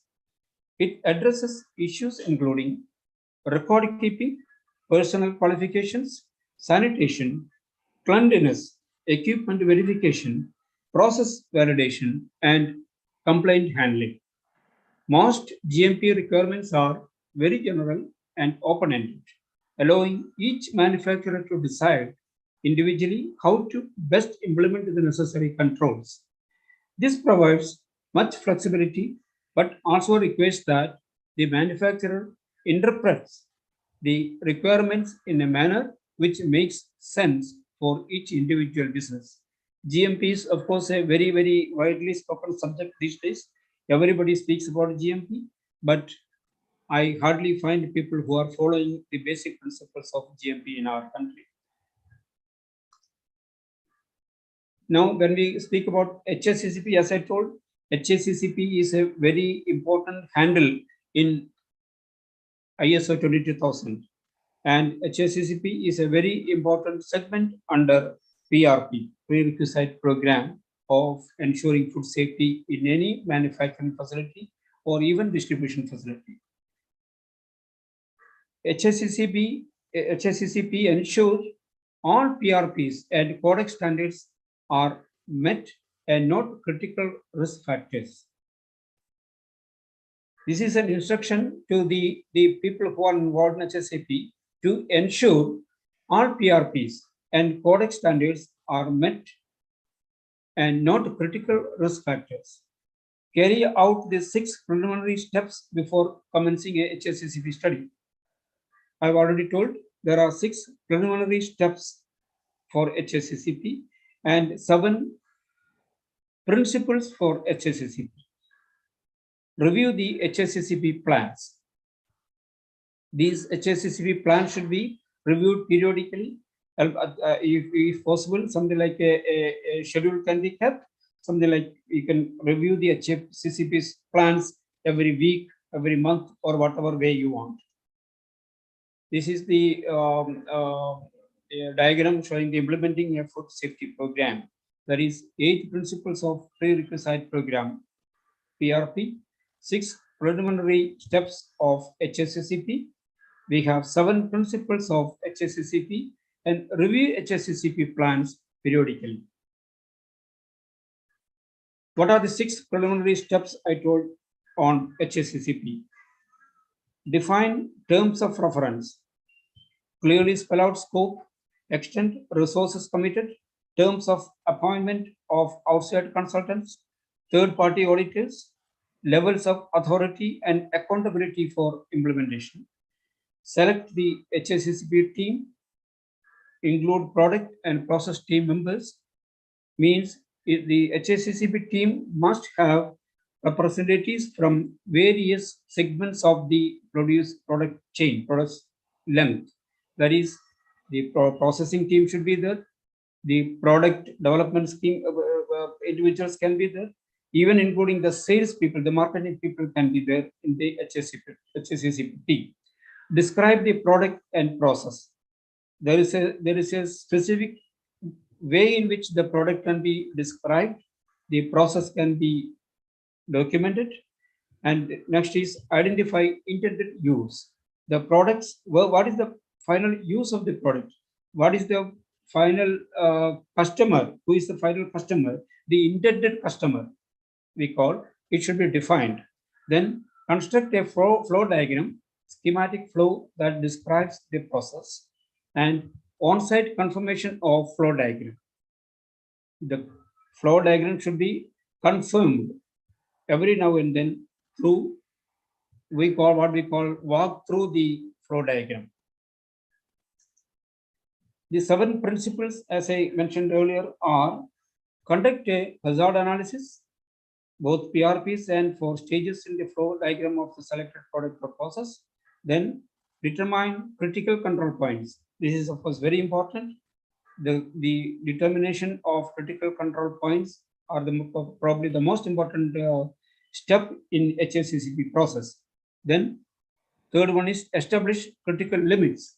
Once you determine the critical control points, then establish its limits, critical limits, the upper limit, the lower limit, etc. Establish a system to monitor and control CCPs. Establish corrective action to be taken when monitoring indicated that a particular CCP is not under control. If a CCP is defined and established, and you know that there is a degree of variation of the CCP, then you must establish corrective action. You must know what are the corrective action if the CCP is going up or if the CCP is coming down. Establish procedures for verification to confirm that HACCP system is working effectively. Establish documentation concerning all procedures and records appropriate to these principles and their applications. These are the 7 principles of HACCP. And these are all very important as far as food technology, food science students are concerned. The first principle, as I told you, conduct hazard analysis for both PRPs and for stages in the flow diagram of the selected product or process. I know these are all very boring subjects. People may not be finding very interesting to listen to all these things, but I'm sorry, I can't help it. This is it. And any student of food engineering, food technology, food science must be aware of these subjects like HACCP, ISO 22000, etc. This is a risk assessment of biological, chemical, and or physical. Risk value, this slide is very important as far as the estimation of risk is concerned. How you assess the risk, how you estimate the risk. Risk value, you must have 3 grades. There is a 1 to 3 scale, with 1 being lowest and 3 being highest. Then severity. Once you define the risk, you must define the severity of each risk. That is, the severity, again, you divide into 3 scales, 1 to 3, 1 being lowest and 3 being highest. Risk assessment. How do you assess the risk? R into S, that is risk value into severity value. Likely to be CCP if value greater than 4. Likely to be a CCP means likely to be a critical control point if value greater than 4. The multiple value of R and S should not be more than 4, should be less than 4. That is the meaning of it.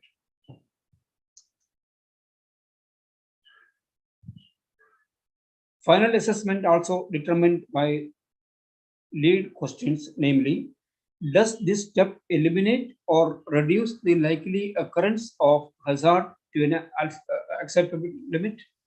Does this step eliminate or reduce the likely occurrence of a hazard to any acceptable limit? Could contamination with the identified hazard occur in excess of acceptable levels, or could it increase to an unacceptable level? Do control measures exist for the identified hazard?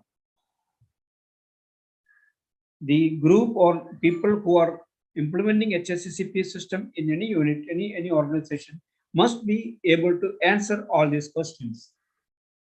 The last question you can just reread, like, do control measures exist for the identified hazard? We have identified the hazard, we have identified the severity, but we don't have any control measure to stop it.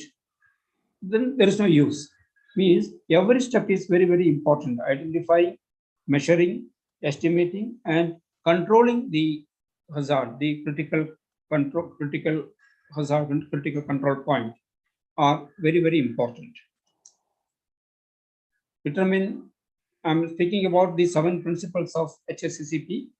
The second one is determination of critical control points. This is a step in which controls can be applied and is essential to prevent or eliminate a food safety hazard or to reduce it to an acceptable level. The second point is complete and accurate identification of a CCP is fundamental to food safety hazards, like these are the hazards. I'm just quoting certain examples: thermal process, retention or holding time, environmental conditions, example humidity, then chilling, testing ingredients, product formulation control, and product testing, etc. Again, does this step involve a hazard of sufficient likelihood of occurrence and severity to warrant its control? The sentence is slightly complicated, but I think you must be able to understand it.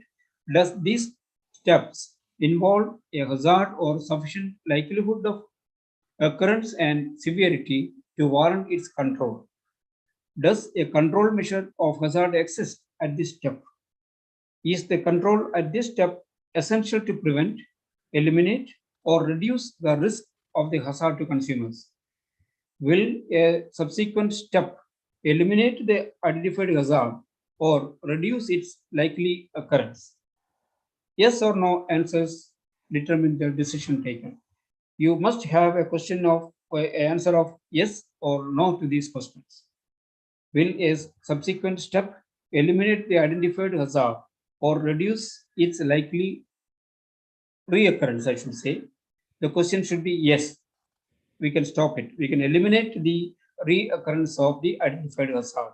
Then your system is in place. Then your system has succeeded. The third one in the principles of HACCP is determine critical control points. The decision tree instructs your team to establish a critical limit. The critical limit must be met. A critical limit is usually a reading or an observation like temperature, time, humidity, moisture content, concentration levels, component quantity of preservative, additives, and its pH, etc. Then chemical or physical properties of the ingredients or additives.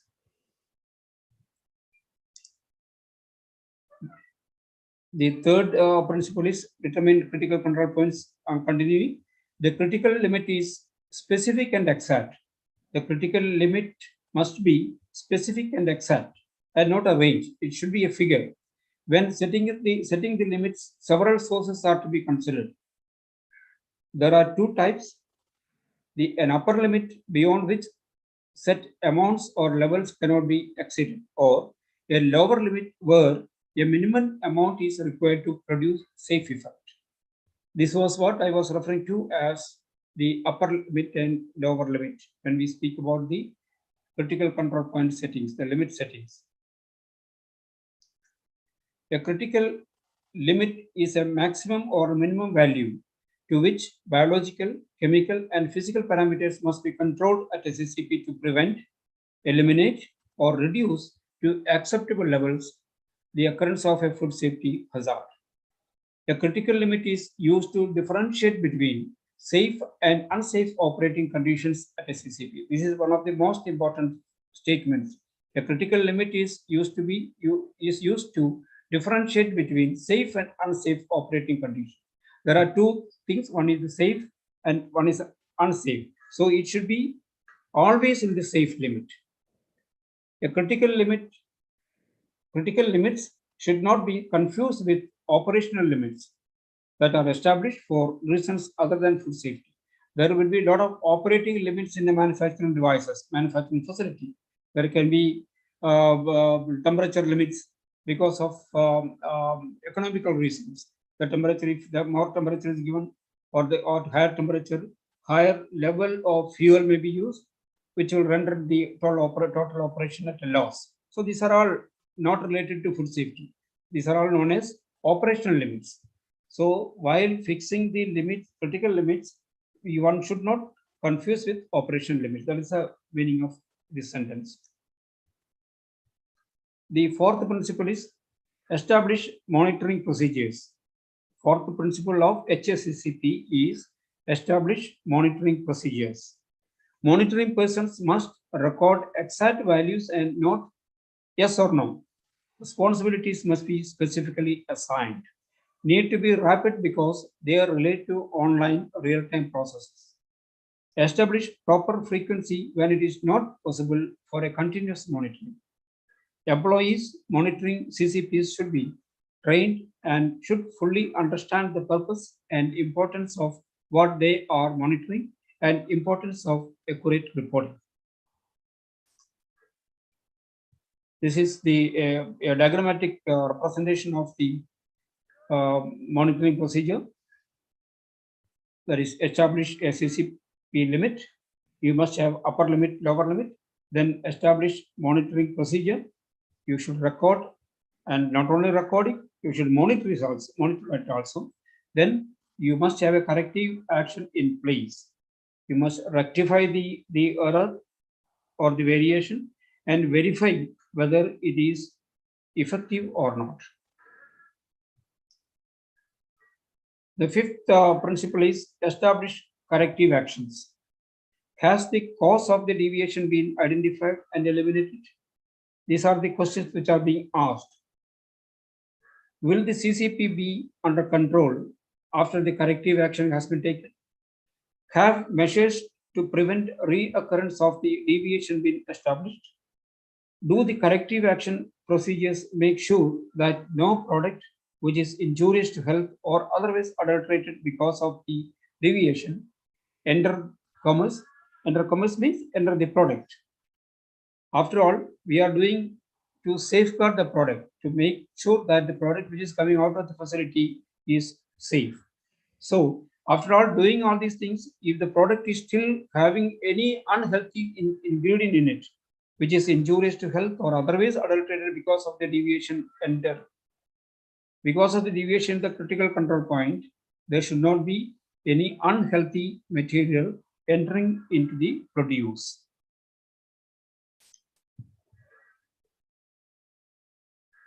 The sixth one is establish verification procedures. Verification procedures make sure the plan is working correctly. It is those set of activities other than monitoring that determine the validity of HACCP plan. It also determines that the plan is scientifically and technically sound. Three types of verifications are there. That is validation, then ongoing verification, then reassessment. Validation is based on scientific expertise and knowledge. Ongoing verification is activity and responsibility. Reassessment is procedures, records, and reporting systems. The seventh one of the HACCP 7 principle is the establish record keeping and documentation procedures. I have summarized it for fear of lengthy presentation.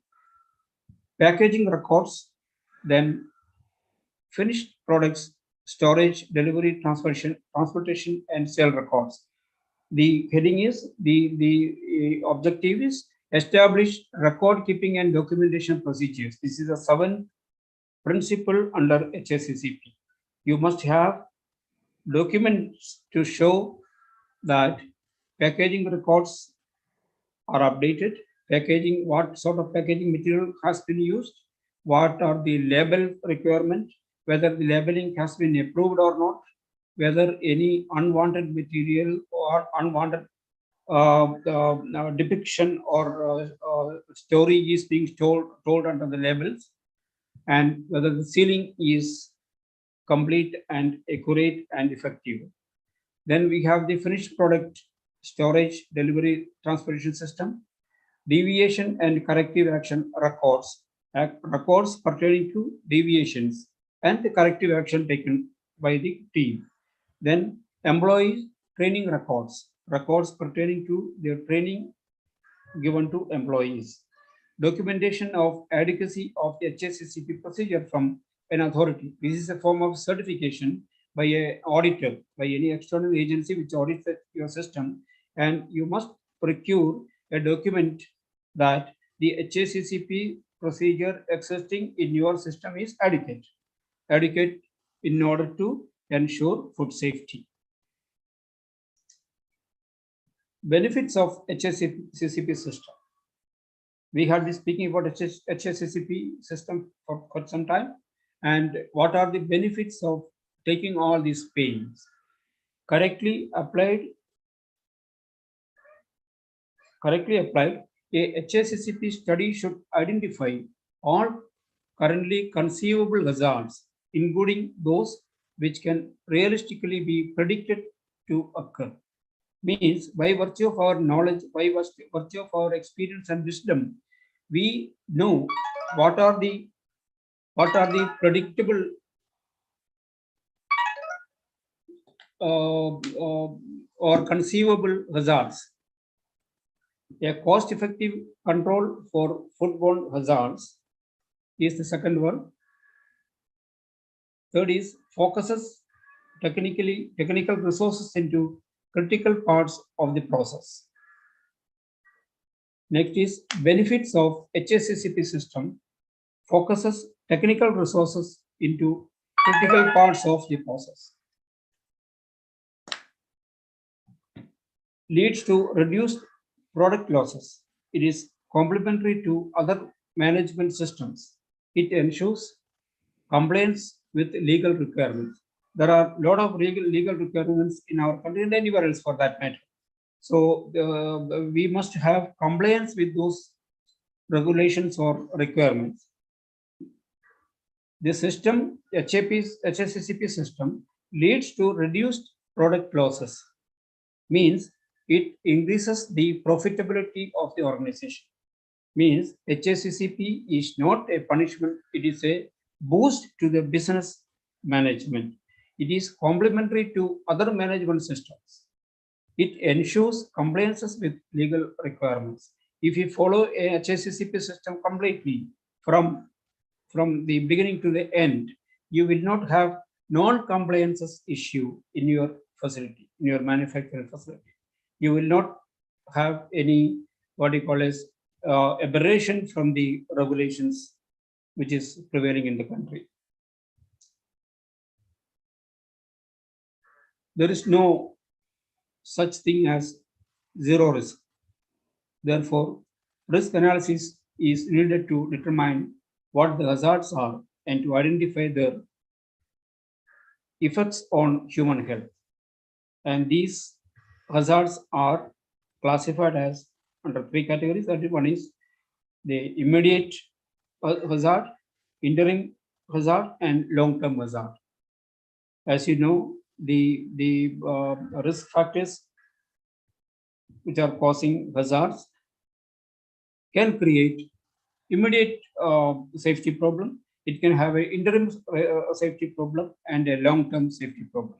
Like if you consume metal ions through your metal residues or even pesticide residues through food item, you are likely to have long-term impacts in your health system. You are likely to have diseases including cancers, and immediate hazard is, of course, classical examples are there. Basically microbial contaminations.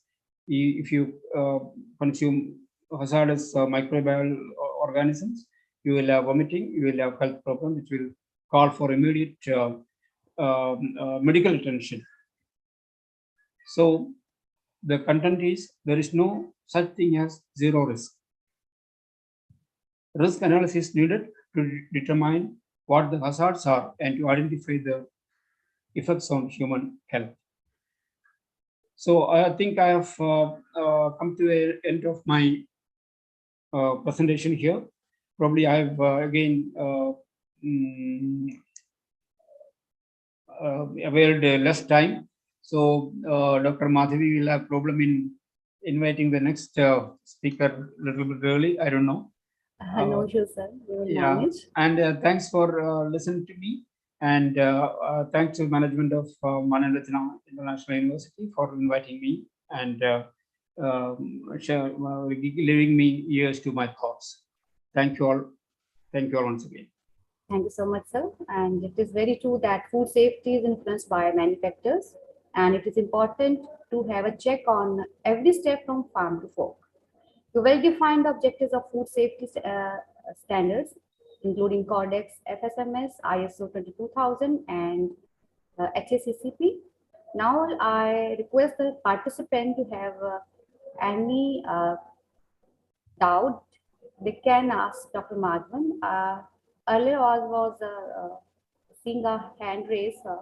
If the participant is having doubt or question, they can clear the doubt right now. The participant, they can unmute themselves and can ask the questions.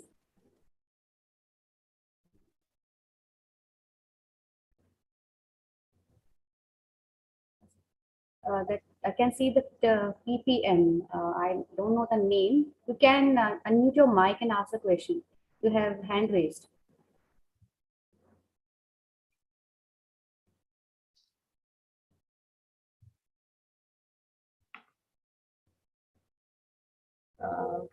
What is PPM? PPM is like PPM. I don't know, sir. I can see the name and like PPM. No, we have a terminology in TQM, Total Quality Management.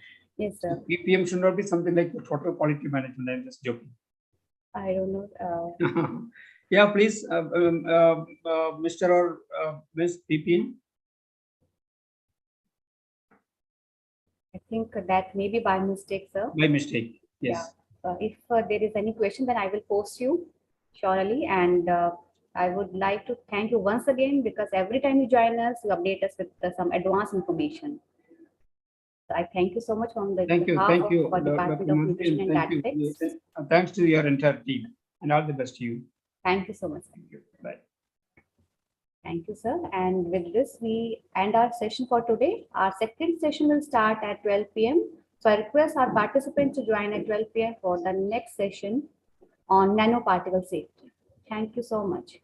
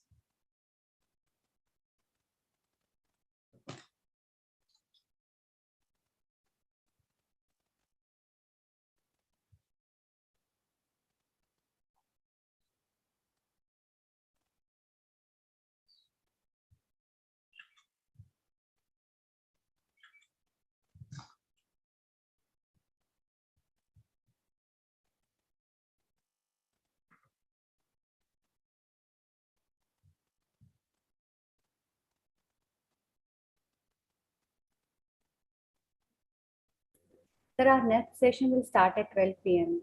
So meanwhile, you can take rest and we will join at 12 p.m. with our next speaker. Yes, thank you.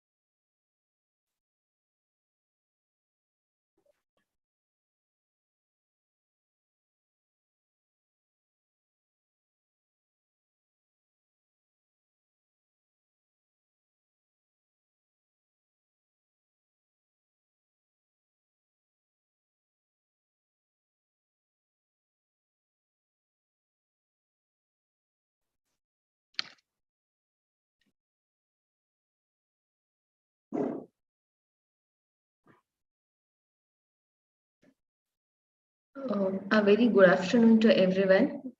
Welcome back for the next session. The next session will be going on by Dr. Shailendra Singh Gaurav. He is a Dean, Faculty of Agriculture, Chaudhry Charan Singh University, Meerut, UP. Gaurav sir, are you there? Yes, I'm here. Please allow me to. Okay, now I open my video and audio both. Yeah, okay, sir. Yeah, thank you. So Dr. Dr. Gaurav sir has excellent research and academic experience. He has won 15 plus awards, including Best Teacher Award, Science Leader Award, Science Initiator Award. He has organized more than 10 national and 8 international conferences. He has been authored 6 books and has 93 publications in both national and international peer-reviewed journals. His area of research includes plant breeding, seed technology, plant biotechnology, and plant pathology. Also, recently, he and his team have initiated their research work to exploit the possibilities for the development of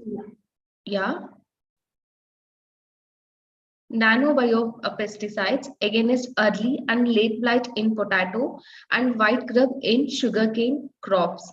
Today, sir is going to deliver a talk on nano foods, scope and challenge. Along with that, sir is also going to take a virtual tour lab also. I welcome you, sir. The platform is yours. Thank you, madam, for a very nice introduction. So, good afternoon to all the August audience who is present online. So, first of all, I would like to convey my respect and congratulations to all the organizing team, especially Dr. Lakhvinder Kaur and the Vice Chancellor of this university, Dr. Sanjay Srivastava, Pro Vice Chancellor of this university, Dr. Gulshan Khanna, and Dean of this college, Dr. M.R. Rijvi. So for inviting me for this talk. I'm audible to all of you? Madam, I'm audible? Yes, sir, you're audible. Okay, thank you. So, as Madam already explained that my topic of talk, what is my topic of talk? And as I have been told that audience is highly diverse. It is from undergraduate to doctoral students level, and faculties from assistant professor to the professor and dean and all senior faculties from India, and many are from abroad. So by considering this particular fact, I have prepared my talk basically to enrich to the last student, that is students of undergraduate. Definitely they are more learner, and they also require more academic platform. And secondly, and the whole my talk is divided into 2 parts. One part is theoretical that I am going to talk about 1 hour, and remaining part, that is lab work. Lab work will be taken by one of my young colleague, Dr. Amardeep Singh. He will take you after my session. He will start session with the virtual lab by doing the experiment, and he will explain all the things. So before actually going to the detail, I would like to share my PPT. Please allow me to as a co-host so I can share my PPT.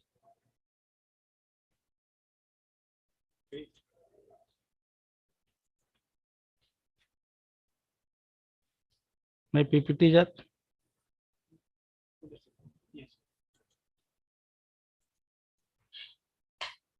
My PPTs are audible? Yes, sir, it is visible. Okay, thank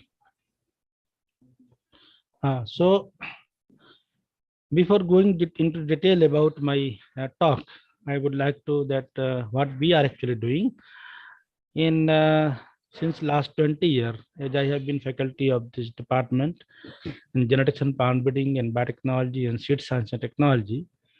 Earlier, we were doing the work in the seed priming. Then we have shifted in molecular biology work in the plants, different food crops. And currently, we have initiated 2 PhD have been awarded. One Dr. Amardeep Singh now, another is Dr. Gyanika Shukla in the field of nanotechnology. So 2 areas we are considering. One is nano fortification. Under this nano fortification, we have initiated zinc nanoparticle and copper based nanoparticle, and we basically going to study the what when we go for the spraying of the different concentration of nano solution. So how much these zinc and iron and Cu nanoparticles are accumulating, as there are these micronutrients are very much required directly or indirectly and for our body, and different kind of diseases can be avoided if it is the regular nutrient uptake by us. And second part was the basically insecticide. In case of nano insecticide, we again we have tested these 2. One is the silver nanoparticle and another is zinc nanoparticle. In both the nanoparticle, we have tested against white grub, one of the foreign star larva insect, that is egg, the larva, pupa, and adult. This is the sugarcane insect, and this is also found in several kind of other vegetables and other.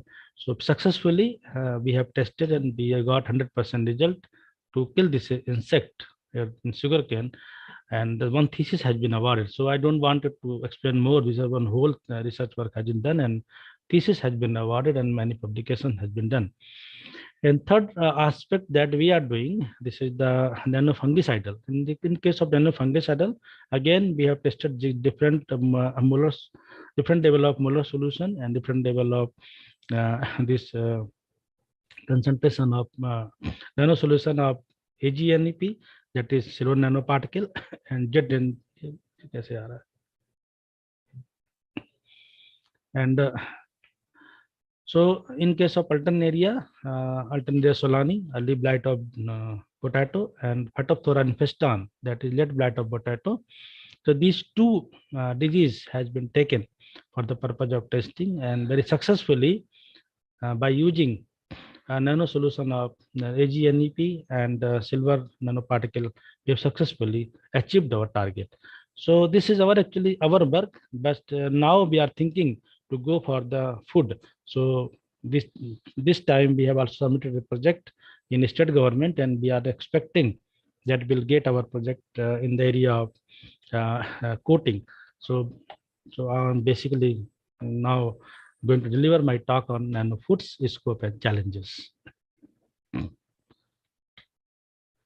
So before talking about the food, we must know the nanotechnology. I know most of the audience, they are well aware what is the nanotechnology, but those are the UG student. We have to understand that only one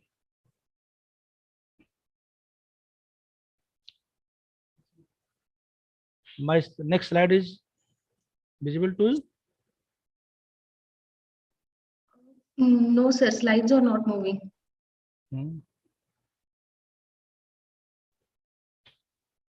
Now? No. No, sir.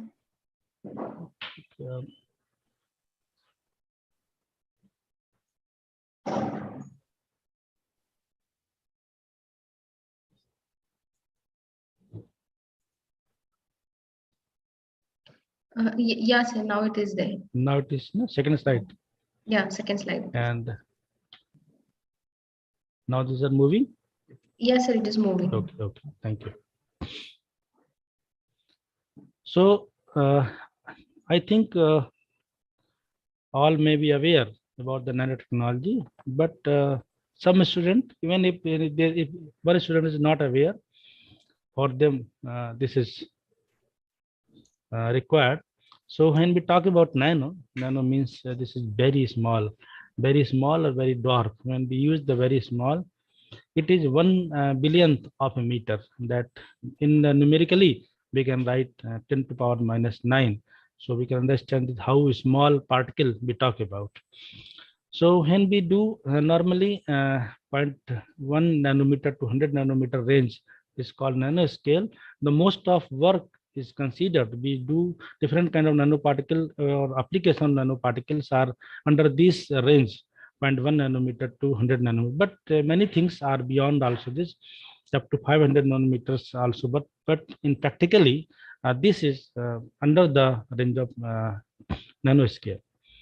So nanotechnology is the art and science of the manipulating matters and nanoscale. So basically design, characterization, production, application of a structure, devices and a system by controlling shape and size at the nanoscale is called, this is the area of nanotechnology. This definition is already given by British Standard Institution in 2005.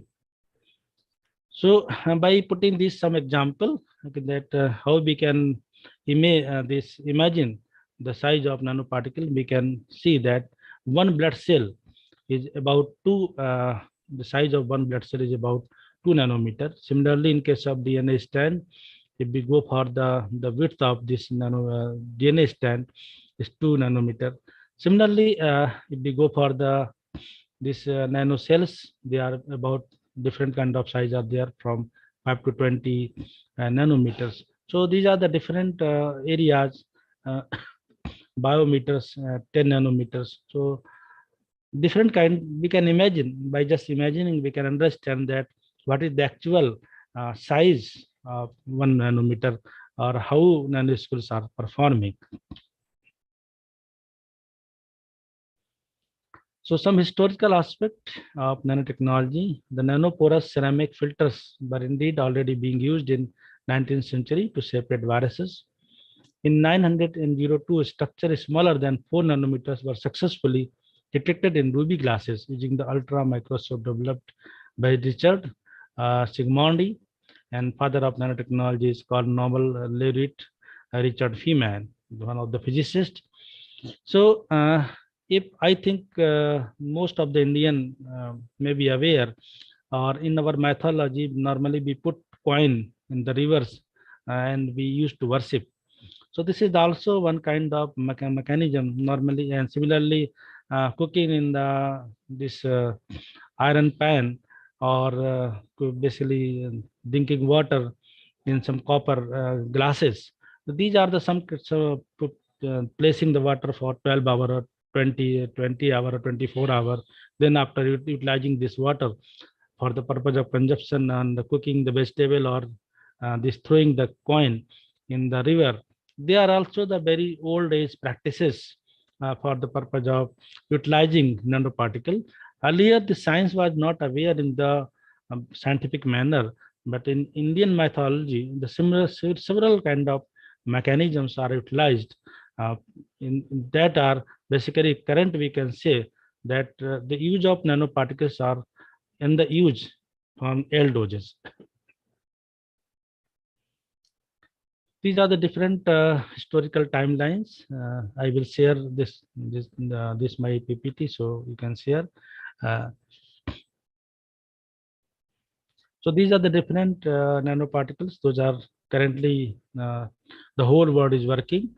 That's quantum dots, gold nanoparticles. These are different shape and size of particles are detected. Iron, platinum sizes, nanoclusters, functional nanoparticles, and dendrims. These are the different kind of nanoparticles. Those are normally utilized for the different areas of sciences.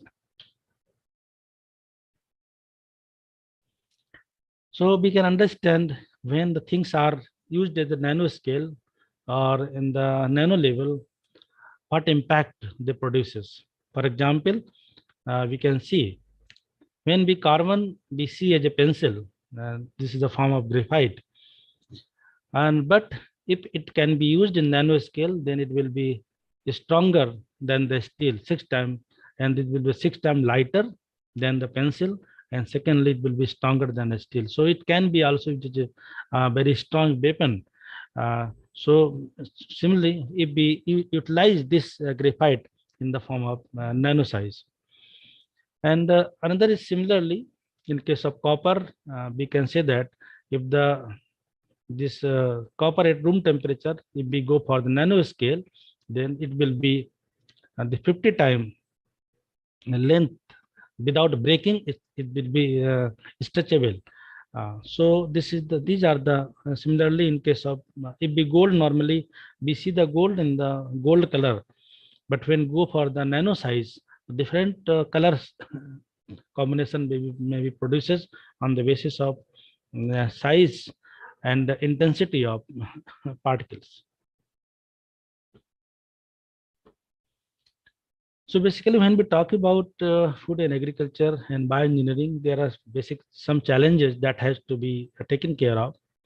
First, we have to produce because the size, intensity, number of particles, intensity of particles and size of particle at a particular area, normally about 100 or more than 100 nanometer size, they may be toxic, or very minute size, they also may be toxic, especially in case of zero nanoparticle.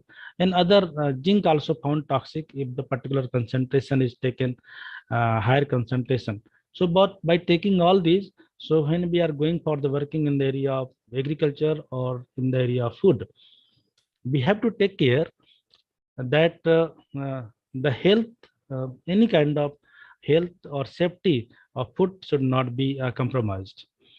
And most of the nanoparticles are basically used currently also in case of pharmaceutical and medicine. They are also used for the treatment of diseases, but same time they may be also toxic. So this is also another area of concern, that when we are doing using these things, we are also considered that it should not be in the range of toxicity. And in case of agriculture production, there are several value-added products can be supplemented. That so currently we are in the juncture where the population is increasing, and due to the increased population, land is decreasing. So even by offering the higher productivity in production, due to the less land and more, especially like in country like India, where we are most mainly dependent on the this human resources. So machine is less use of the machine and more use of the human resources in agriculture. It is the one kind of limitation. By this limitation, production and productivity both are at the lowest level. So for the purpose of international market, we have less product. So this nanoparticle can also be under this changing weather pattern, that all these limitation, we can use nanoparticle as one of the value-added product or supplement product that has a large number of international market and national market. So the similarly from fish to fungus and all the kind of green, where the tree, fungus, and any kind of edible product, those are the from the plant kingdom. Here we can go for the engineering of product by using nanoparticles. We can understand how big market it is. I have data only for up to 2010. So it was nano food market was $2.6 billion in 2004, and only within 2 years it has been again more than 2 times, about 2.5 times, $7 million. And in 2010 it increased to the $20 million. It increase of the three times. So I hope that currently in 2020 there definitely 4 or 5 times increment will be there, but I didn't get the data, so I didn't mention. So this is the how huge scope of nano food is there in national as well as international market. Currently, only very few companies, that we can say that 200 companies, they are very less numbers, are engaged. Those are giving some commercial product. And but especially in case of, because the whole world, without food we cannot think about any, and we cannot think anything. without food. So this is a very big market and continuous market, permanent market. So here very large scope is there. I don't know why this is the region. Some policy reasons are there, or awareness is there, or some any other thing. I don't know why these very less numbers are there. Those are involved in the commercial production, manufacturing, and supply of nanofoods.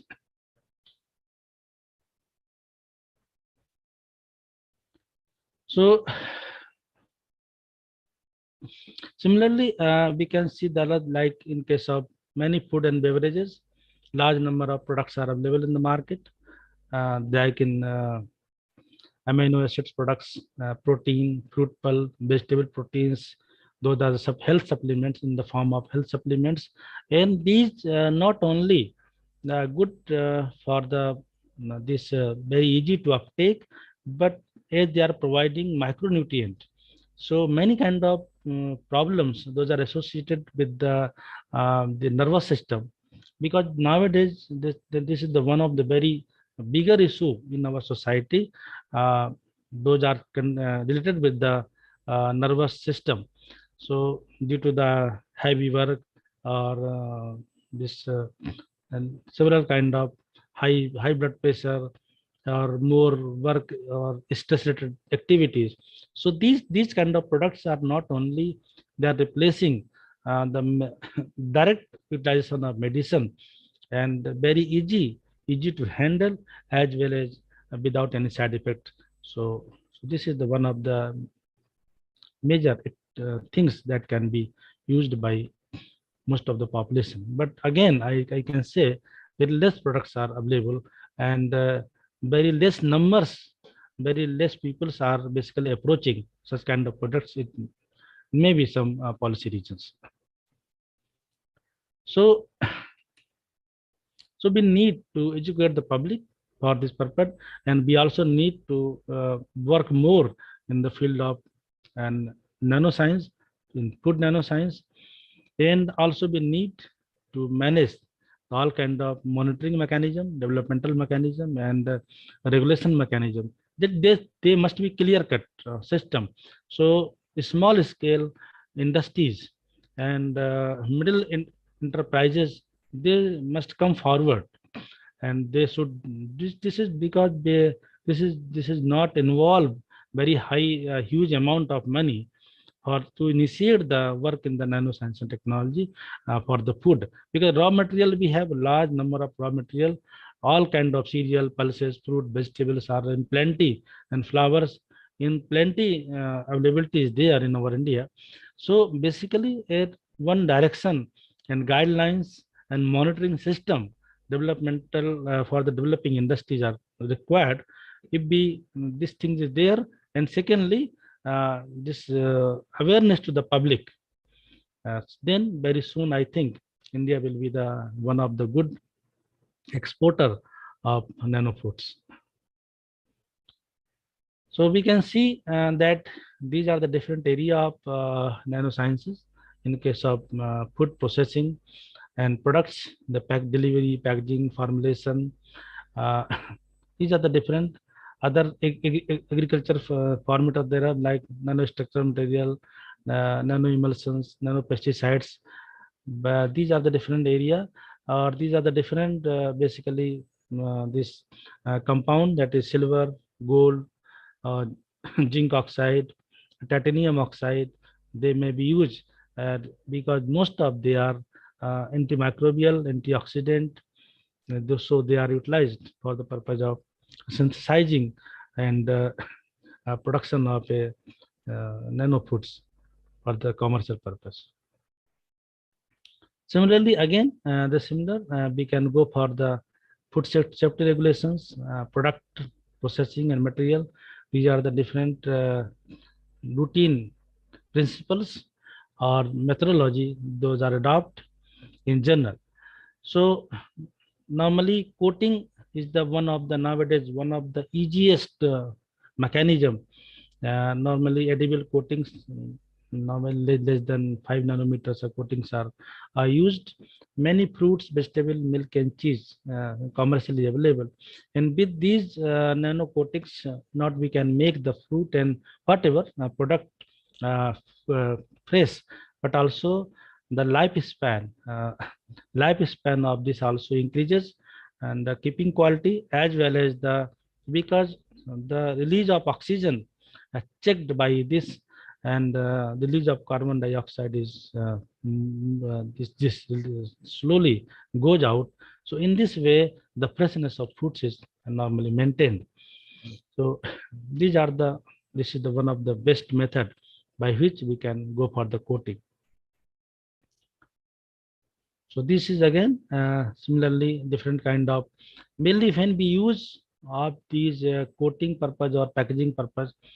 So most of the nanoparticles, they are antimicrobial, so they check the fruit, vegetable, or whatever material we go for the packaging. So any kind of spoilage due to their antimicrobial region. Secondly, the ultraviolet directly they also they check the ultraviolet. They also block the ultraviolet rays, and the ethylene scavenging. So production of ethylene, we all know that ethylene gas is basically used for the these fruits and vegetables. When the ethylene gas synthesis starts and production starts, then normally spoilage of fruits, ripening of fruits starts. So similarly, if the oxygen is going out from the fruits and vegetable, this also makes this ripening or later on spoilage. So due to these are the basically specific most of the all the nanoparticles are having these property: antimicrobial, UV blocking, ethylene scavenging, and oxygen scavenging. Because of these regions, normally freshness and the keeping quality and lifespan of any product is increases. So we can understand how this useful for as a packaging material.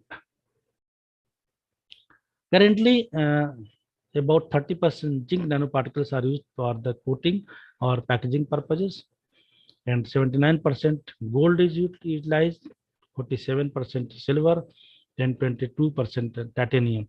So these are the different product and methods where these different kind of particles are used for the purpose of nano coating.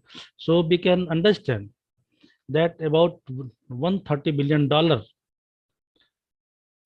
is spent on food and beverage packaging only in USA. So how big industry it is? So only this is now it's a matter of awareness and understanding that most of the labs those are working in the area of home sciences, food technology, or biotechnology, they must take initiative for the production of nanofoods. These are the different examples of different commercial products and their application. Those are available in the market.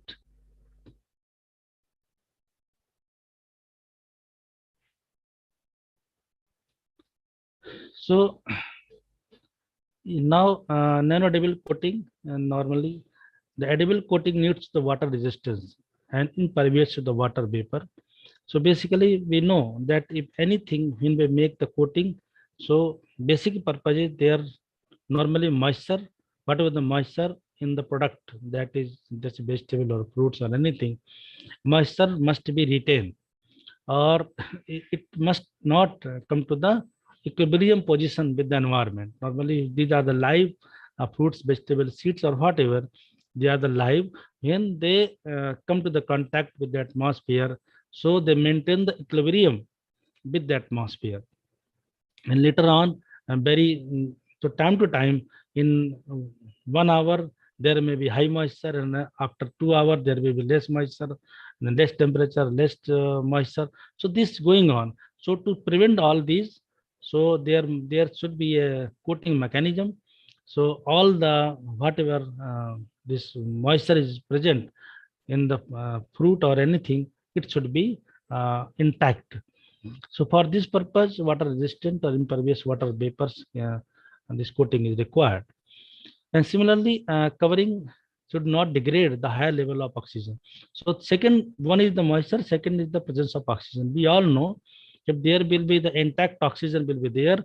If oxygen normally released slowly, if oxygen will be released and it occupied oxygen, place of the oxygen is normally occupied with the carbon dioxide. If then spoilage starts.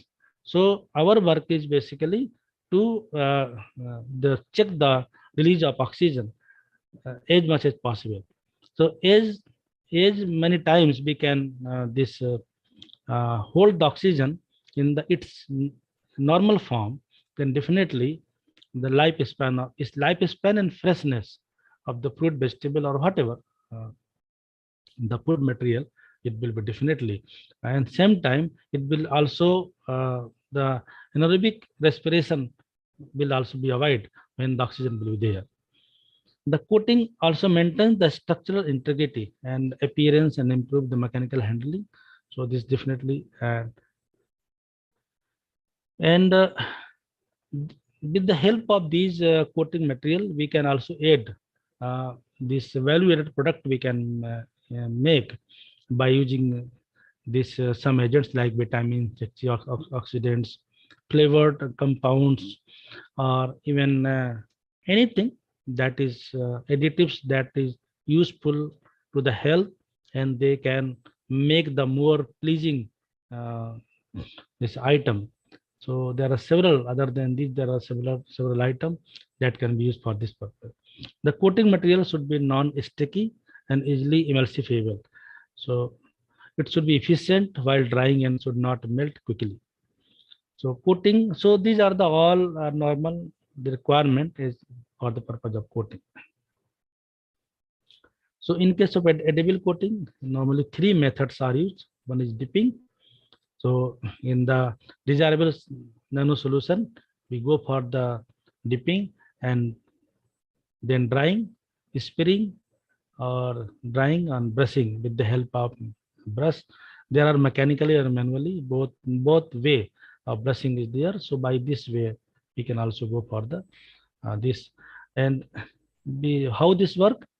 When the coating is there, so this whatever oxygen is present, it will not be released, and due to the coating, and definitely it will not replaced by the carbon dioxide. So the content, gas composition and other content will be intact, and it will definitely help to make the fruits fresh, as well as the lifespan, the time of spoilage will also be this increase. So in this way, longer life and the fresh fruits will be available to the market, and definitely it can be used for the longer transport as well.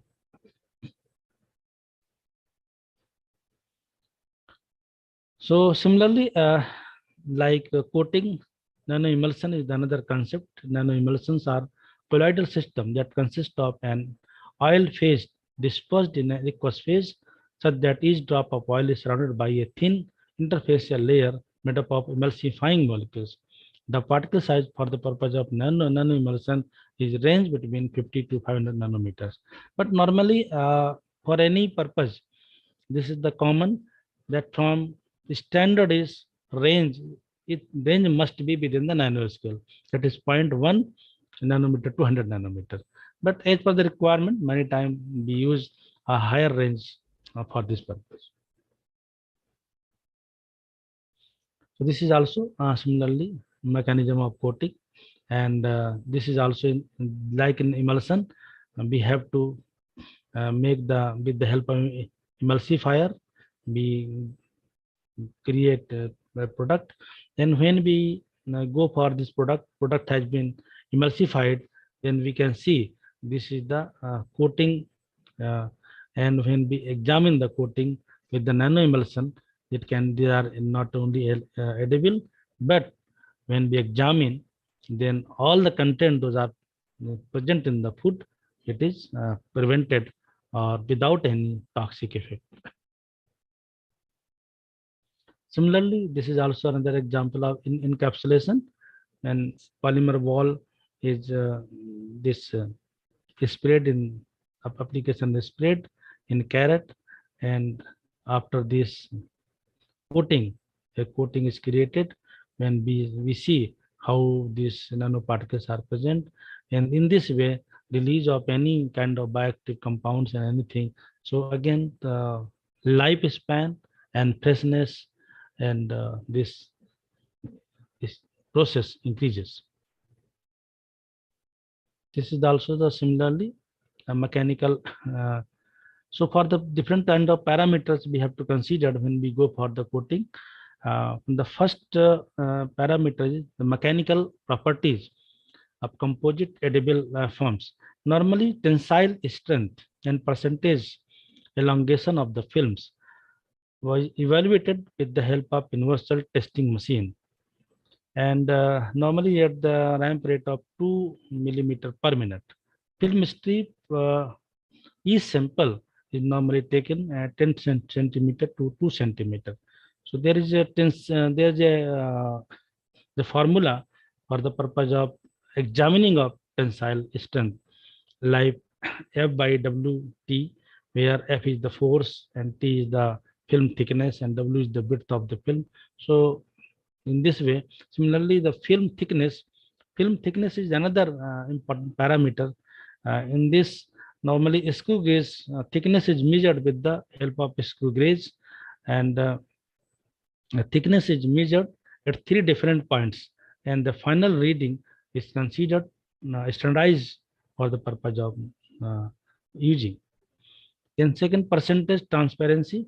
Normally for this purpose, the developed edible films are cut into thin strip of 0.5 into 4 centimeter, and then they have to examine by the spectrophotometers, and normally they are set 600 nanometers.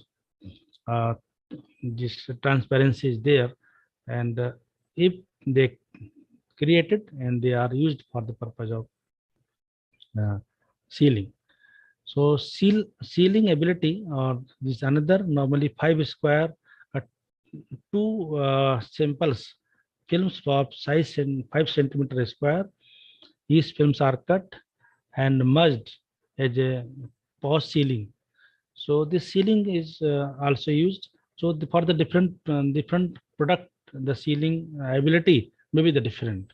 But normally in case of mango and other fruits, the several papers are there, several literature is present where only 5 centimeter square each films merged pouch is sufficient. As I already told you that in case of toxicity, the availability of nanoparticle should not be, the size of nanoparticle should not be more than 100 nanometers. So there also depends upon also concentration is also another area of concern. So these should be taken into consideration. Other than these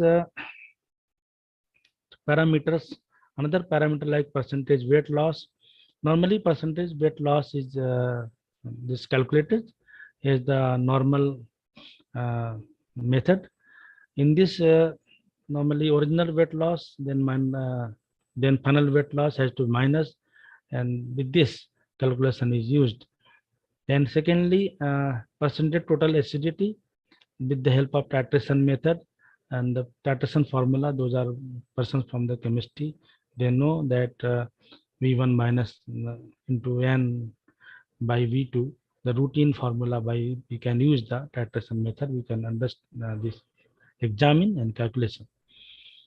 And ascorbic, this pH of the food, doubly different kind of food material. Some food materials required acidic pH, some food material required neutral pH, some food material required basic pH.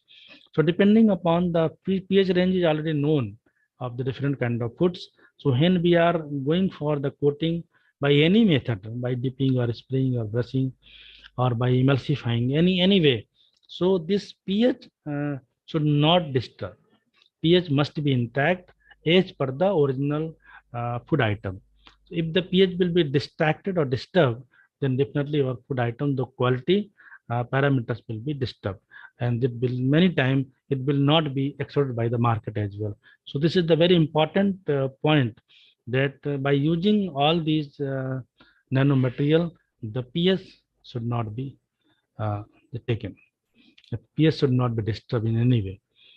And different for the purpose of this understanding that whether our product is as per norms, then statistical parameters, all these parameters may be examined as whether our study is significant or non-significant, and it should be sent to the market or not. So it's different kind of statistical tools may be used to check the quality, to examine, or we can say that finally to conclude all these parameters.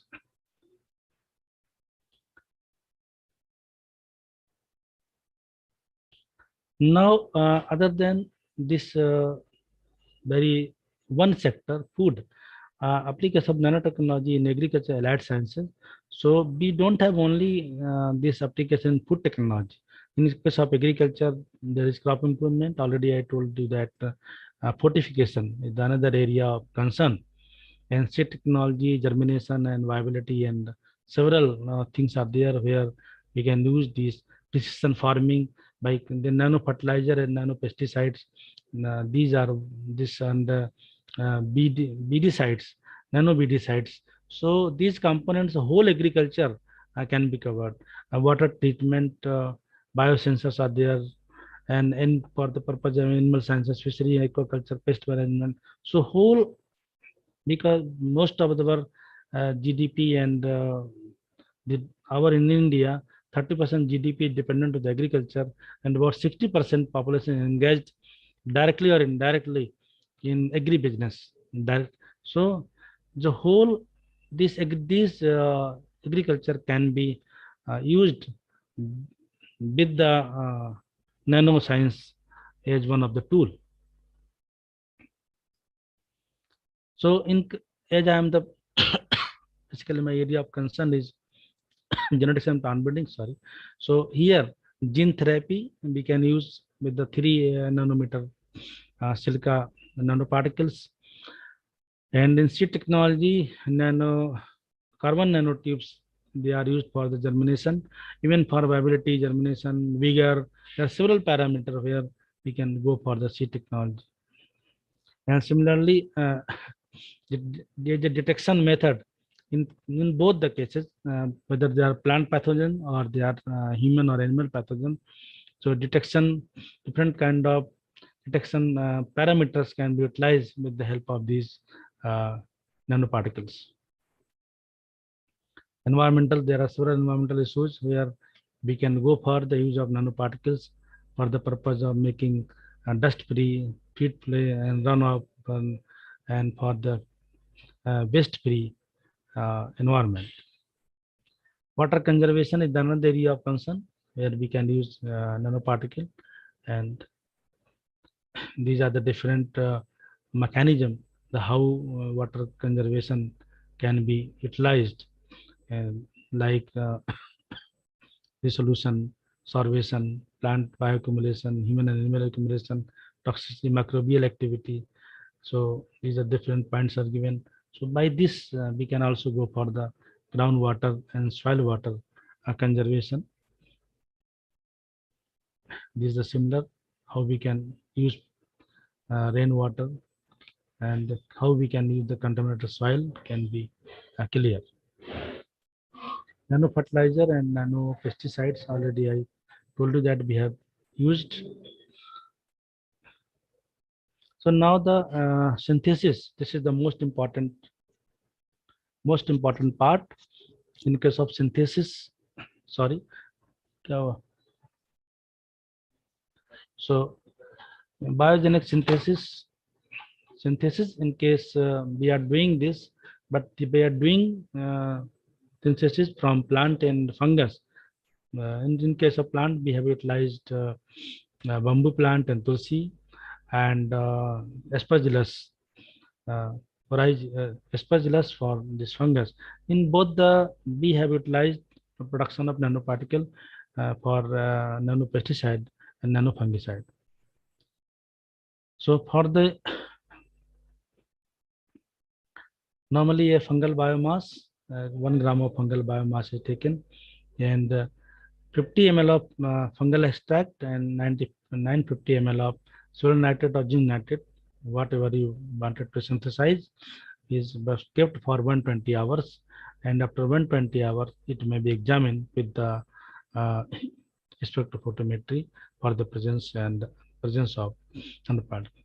So this is the Aspergillus niger media, and when this is the color change, this is the first, and after 120 hour, this is the solution turned black.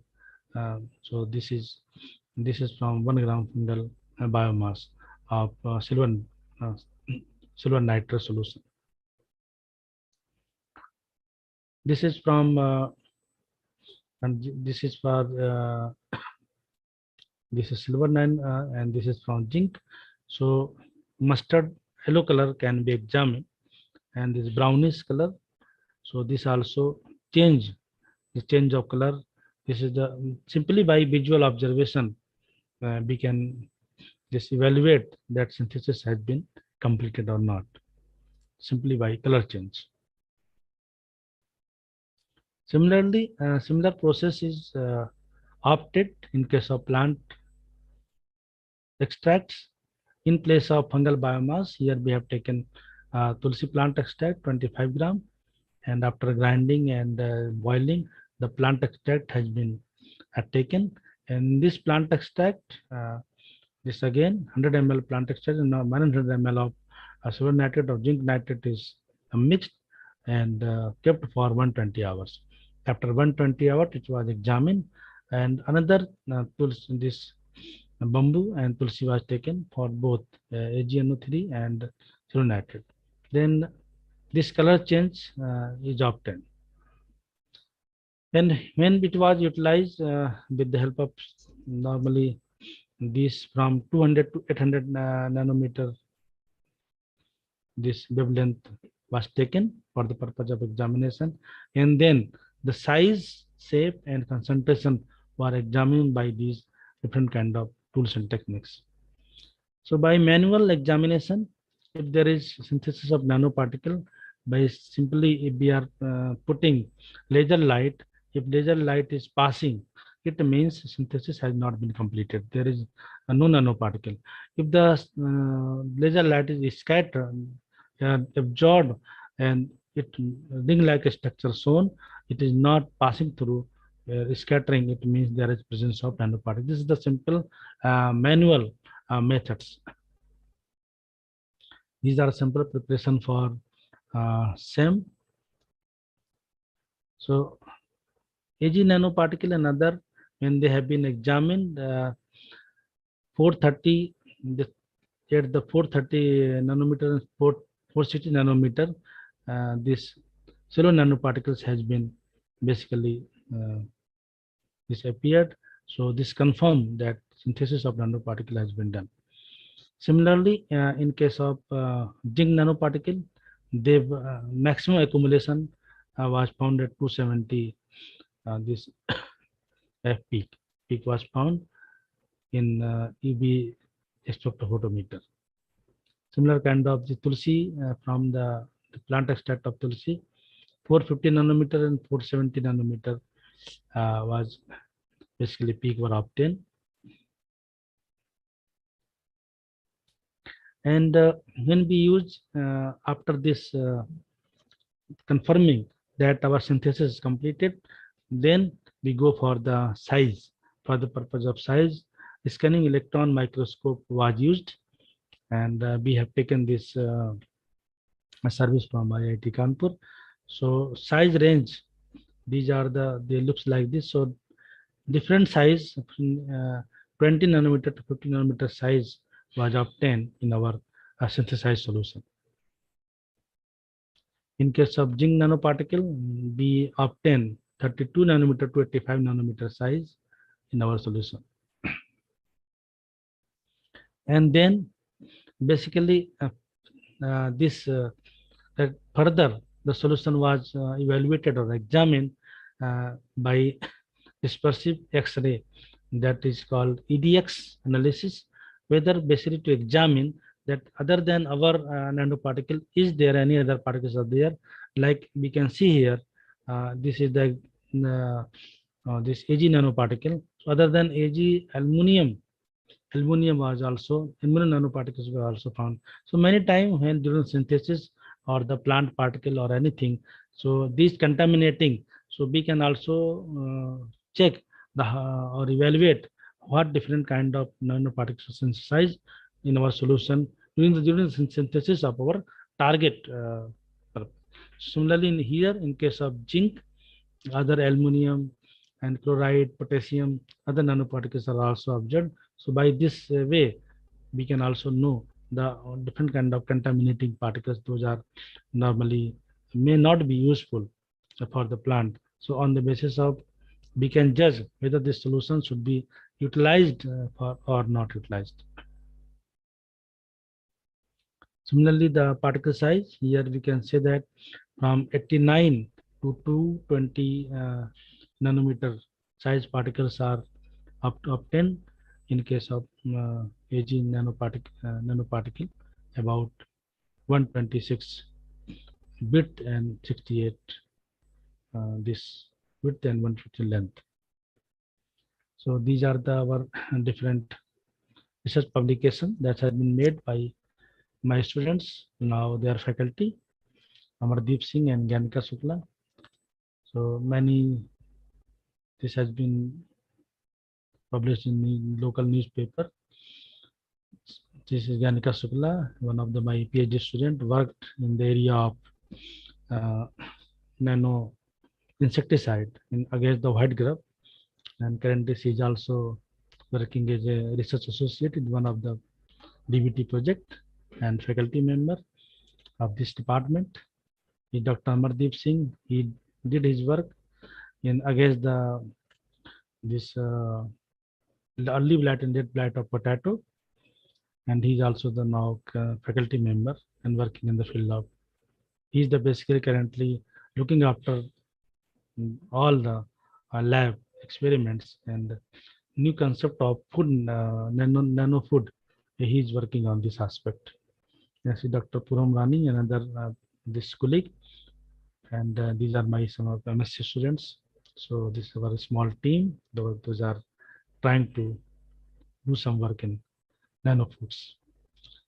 So the fund has been provided by my earlier Vice Chancellor, now our current Vice Chancellor, Professor Sangeeta Shukla, but former Vice Chancellor, Professor N.K. Taneja sir, he has given about instrument about 1 crore, FTIR and AAS and different spectrophotometers. And I also, more than 1 crore fund has been granted by this university only to enrich my lab. And more than 20 lakhs has been given by the Council of Science and Technology. So by the help of all this, we were able to produce 3 PhD program and many MPhil and MSc students. Now we are working in the area of food nano. Now I request Dr. Amardeep Singh. Dr. Amardeep Singh, are you hearing me? Hello? So now Dr. Amardeep Singh will take up of the lab experiment that I am going to. Amardeep?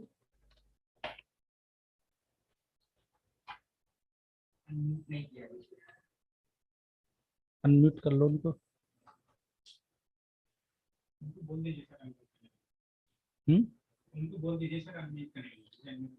Madam, Dr. Amardeep Singh is on the. Sir, He is yes, muted. he He is can, muted. Please allow him to. yes, sir. Yes, sir. He can please. able to do now. Okay. Okay.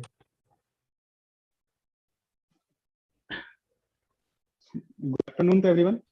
So, Thank you, Mr. Dr. Amardeep, the Yes, sir. theoretical portion I have completed, and please go for the virtual lab and synthesis part. Whatever be explained by the slides, please one by Yes, sir. one Yes, sir. you explain to the students. Okay, sir. Okay. Thank you. Now I'm handing over to you. Thank you, sir. First of all, good afternoon to everyone, and thank you, sir, for giving such a brief and such a nice introduction to me and our lab. Now, I'm going to one by one demonstrate or explain the thing what we are doing in our lab. So, firstly, what rightly we are doing, the synthesis and the characterization of our lab. So here we have chosen 3 plants, those by which we are synthesizing the nanoparticle. One is Centennium media, and second is Lander grant, and third one is the Blackia plants, by which we are synthesizing this zinc and copper nanoparticle for polymerize the food to enhance the edibility or solubility, and other thing that they will be helpful. They will be help to preserve the food and elaborate or enhance the quality of the food. For that purpose, we have synthesized different kind of the nanoparticle from the different plant and already from as well as from fungus. So here, first we take the leaves, and then second process we crush these leaves and then make the powder. And after that, making the powder, we boil at 100 degrees centigrade to make the extract, proper extract. Here, I have one plant of extract. After making the extract, we make a 2 millimolar solution from each what we are just synthesized. After that, we have take another step to synthesize nanoparticles. So here I have zinc and iron solution, iron salt, by which we are synthesizing silver nanoparticle. After that, if the nanoparticle is going to be synthesized, then we have to characterize the different instrument or different techniques. In our lab, we have 3 techniques, that is the spectrophotometer, AAS, and FTIR. So first, if we talk about the fungus, firstly, we have identified that this fungus is the proper what we are desirable what we want to synthesize. So for the synthesize, we have identified the fungus by checking the spore by using the phase contrast inverted microscope. By using this microscope, we identify the fungus. The desirable fungus is present in our sample or not. After identification, we take the biomass of these different fungi and make the extract, as we are making the extract from plants. So after that, we going for the spectrophotometer to analyze the different wavelength. So here we check the spectrophotometer to take a different sample by using the cuvettes and take at appropriate. As sir already discussed that 380 to 490 nanometer gives the absorbance to silver nanoparticle, and 230 to 330 that give the absorbance of zinc. Similarly, if we talk about the iron, that it gives the absorbance at 320 to 480, like copper. So different metal have a specific absorbance and give the specific detail that at specific absorbance the nanoparticle is going to be synthesized or not. So these spectrophotometer we analyze at different time. Like if we mix this extract and solution to synthesize the nanoparticle, we take a spectrophoto reading at 0 hours, 4 hours, 12 hours, 24 hours, 48 hours, 72 hours, 96 hours, and 120 hours. So basically, we check at different time interval due to what is changes a sample. So for confirmation after that 72 hours, then probably peak has been occurred in our sample. So after that, if we get a appropriate or proper corresponding peak to our sample, then we go for further the FTR or AAS, what we are available in our lab.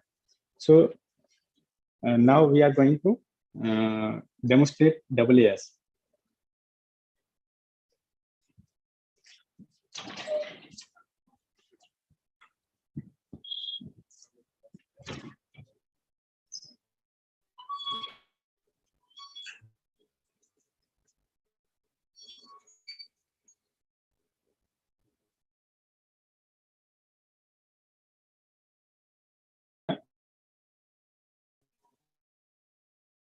So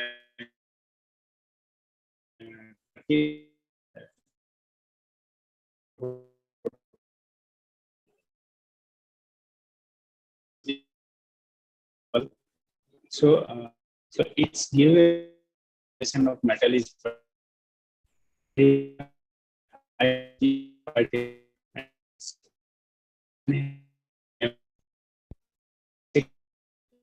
and 0.4 means the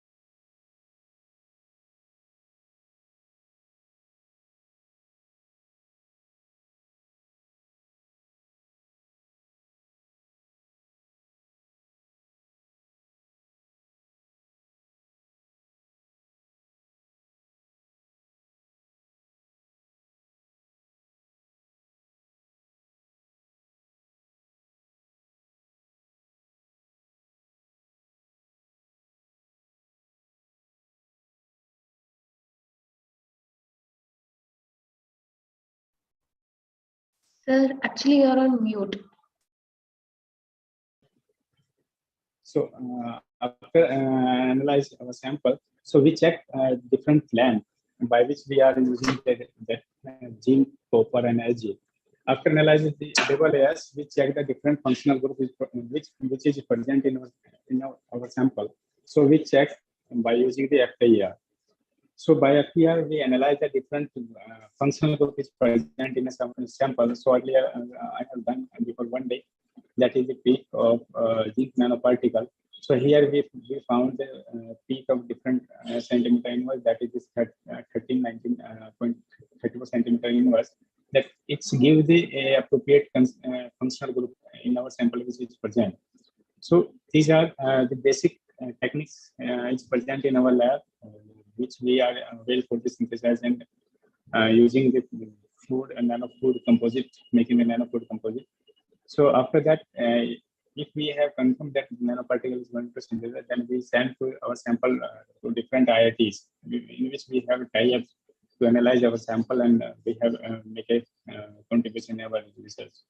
So recently, as I told that we have make a project on nano food composites. So recently we have made a nano emulsion nano layer by lipid to cover the silver nanoparticle, by which we are covering the apple and guava. And after that, we are going to be analyze that what is the property and enhancing all the things. Thank you.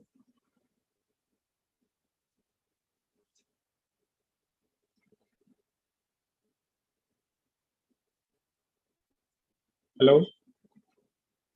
Hello. Yeah, sir. Yeah. From my side, I have already completed my lab demonstration. If you have any queries, then I am here to give the answer. Yeah. Thank you, sir. Yeah, Participants, if you have any doubt, you can ask. yes, ma'am. Sure.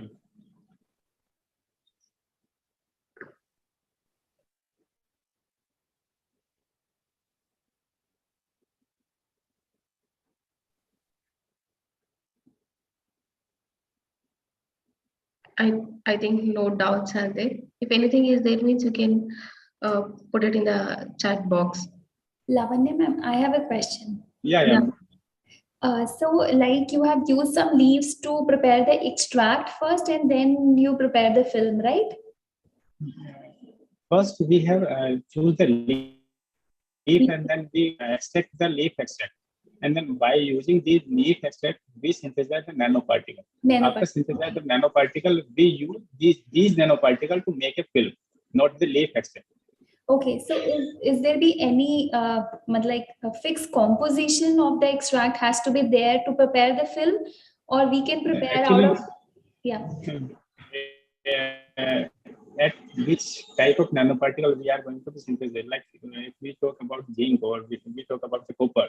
So first of all, we have to take the salt solution of different different metals, Okay. like zinc heptahydrate. So zinc heptahydrate, we make 2 millimolar solution of that solution, that salt. And after making the 2 millimolar solution, then we mix this solution to leaf extract or fungal extract. After making these extract or solution, then we take and we characterize our sample to probably synthesize nanoparticle. And after synthesize nanoparticle, we use this liquid nanoparticle to make a polymer film. Okay. And how long we can keep it, like, or till when we have to check the microbial activity in that film? Means, like, is there be any particular time period till when we have to check? Yeah, we have already checked out the antimicrobial activity that at which already we have checked at different time or different interval. Okay. So I think I could not say because it's going to be in patent. So Okay. All right. Okay. Thank you so much. Thank you. Sir, I have a question.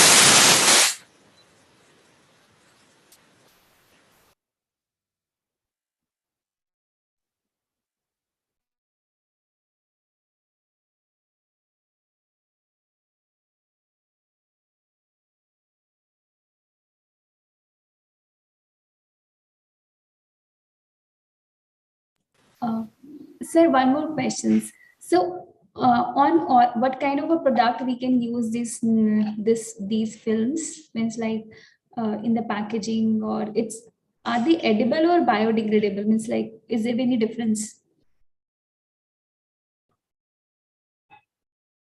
Sorry, I can't hear you, sir. You are on mute, I guess.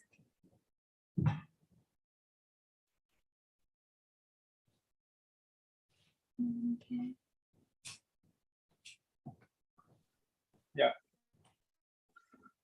Actually, there is no difference if we talk about the edible. That means that they will be biodegradable already. If there is no biodegradable, then the biosafety regulation will not allow to eat this food. So there is a safety measurement. We have already checked that at which concentration or which type of nanoparticle we use to eat. And after eating that, there is no toxic effect or some kind of hazardous effect to human health or plant health or animal health. So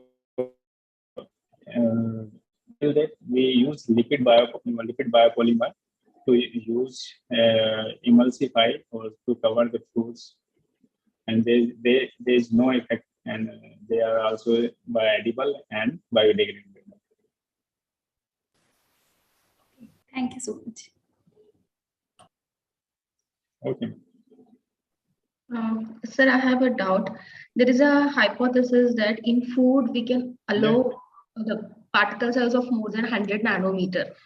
So how we will ensure that is that the particle size is below 100 nanometer or it's above 100 nanometer?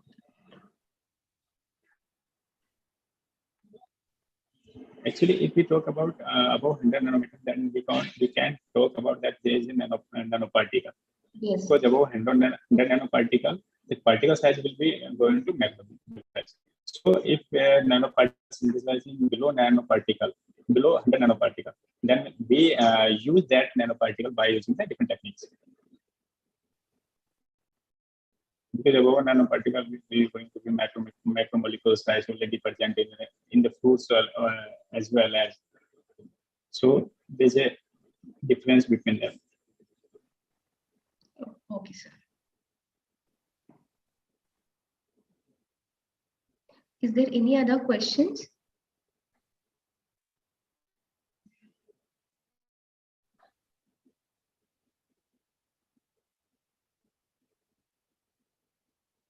Okay, I think there's no more questions. Now I would like to take this opportunity to thank Gaurav sir. He has explained beautifully what is nanotechnology and its applications in food and its allied health sciences. He explained how to make the nano emulsions, nano coating, and how the nanotechnology is helpful in related with the preservation and detecting the adulteration, especially the pesticides in foods and other things. Thank you, Gaurav sir, and thank you so much, sir, Amardeep Singh sir, for taking us for the virtual lab tour and showing how the nanoparticles have been synthesized and what all the analysis can be done by using spectrophotometer, FTIR, and other equipments. Thank you so much, sir.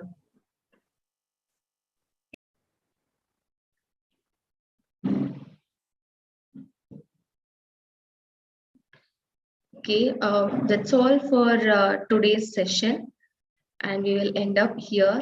Our first speaker is Dr. Ravi sir.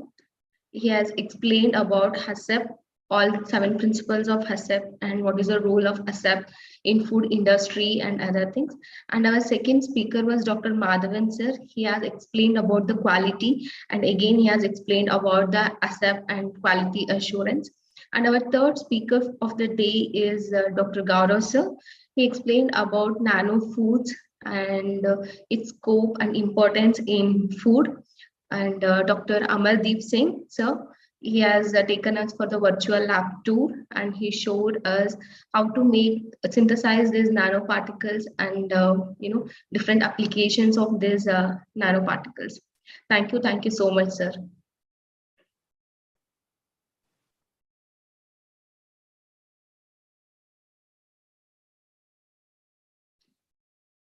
Tomorrow we will continue with the FOSTAC training with the registered participants from 8:50 onwards. Okay, please be there on the platform by 8:50. Thank you so much.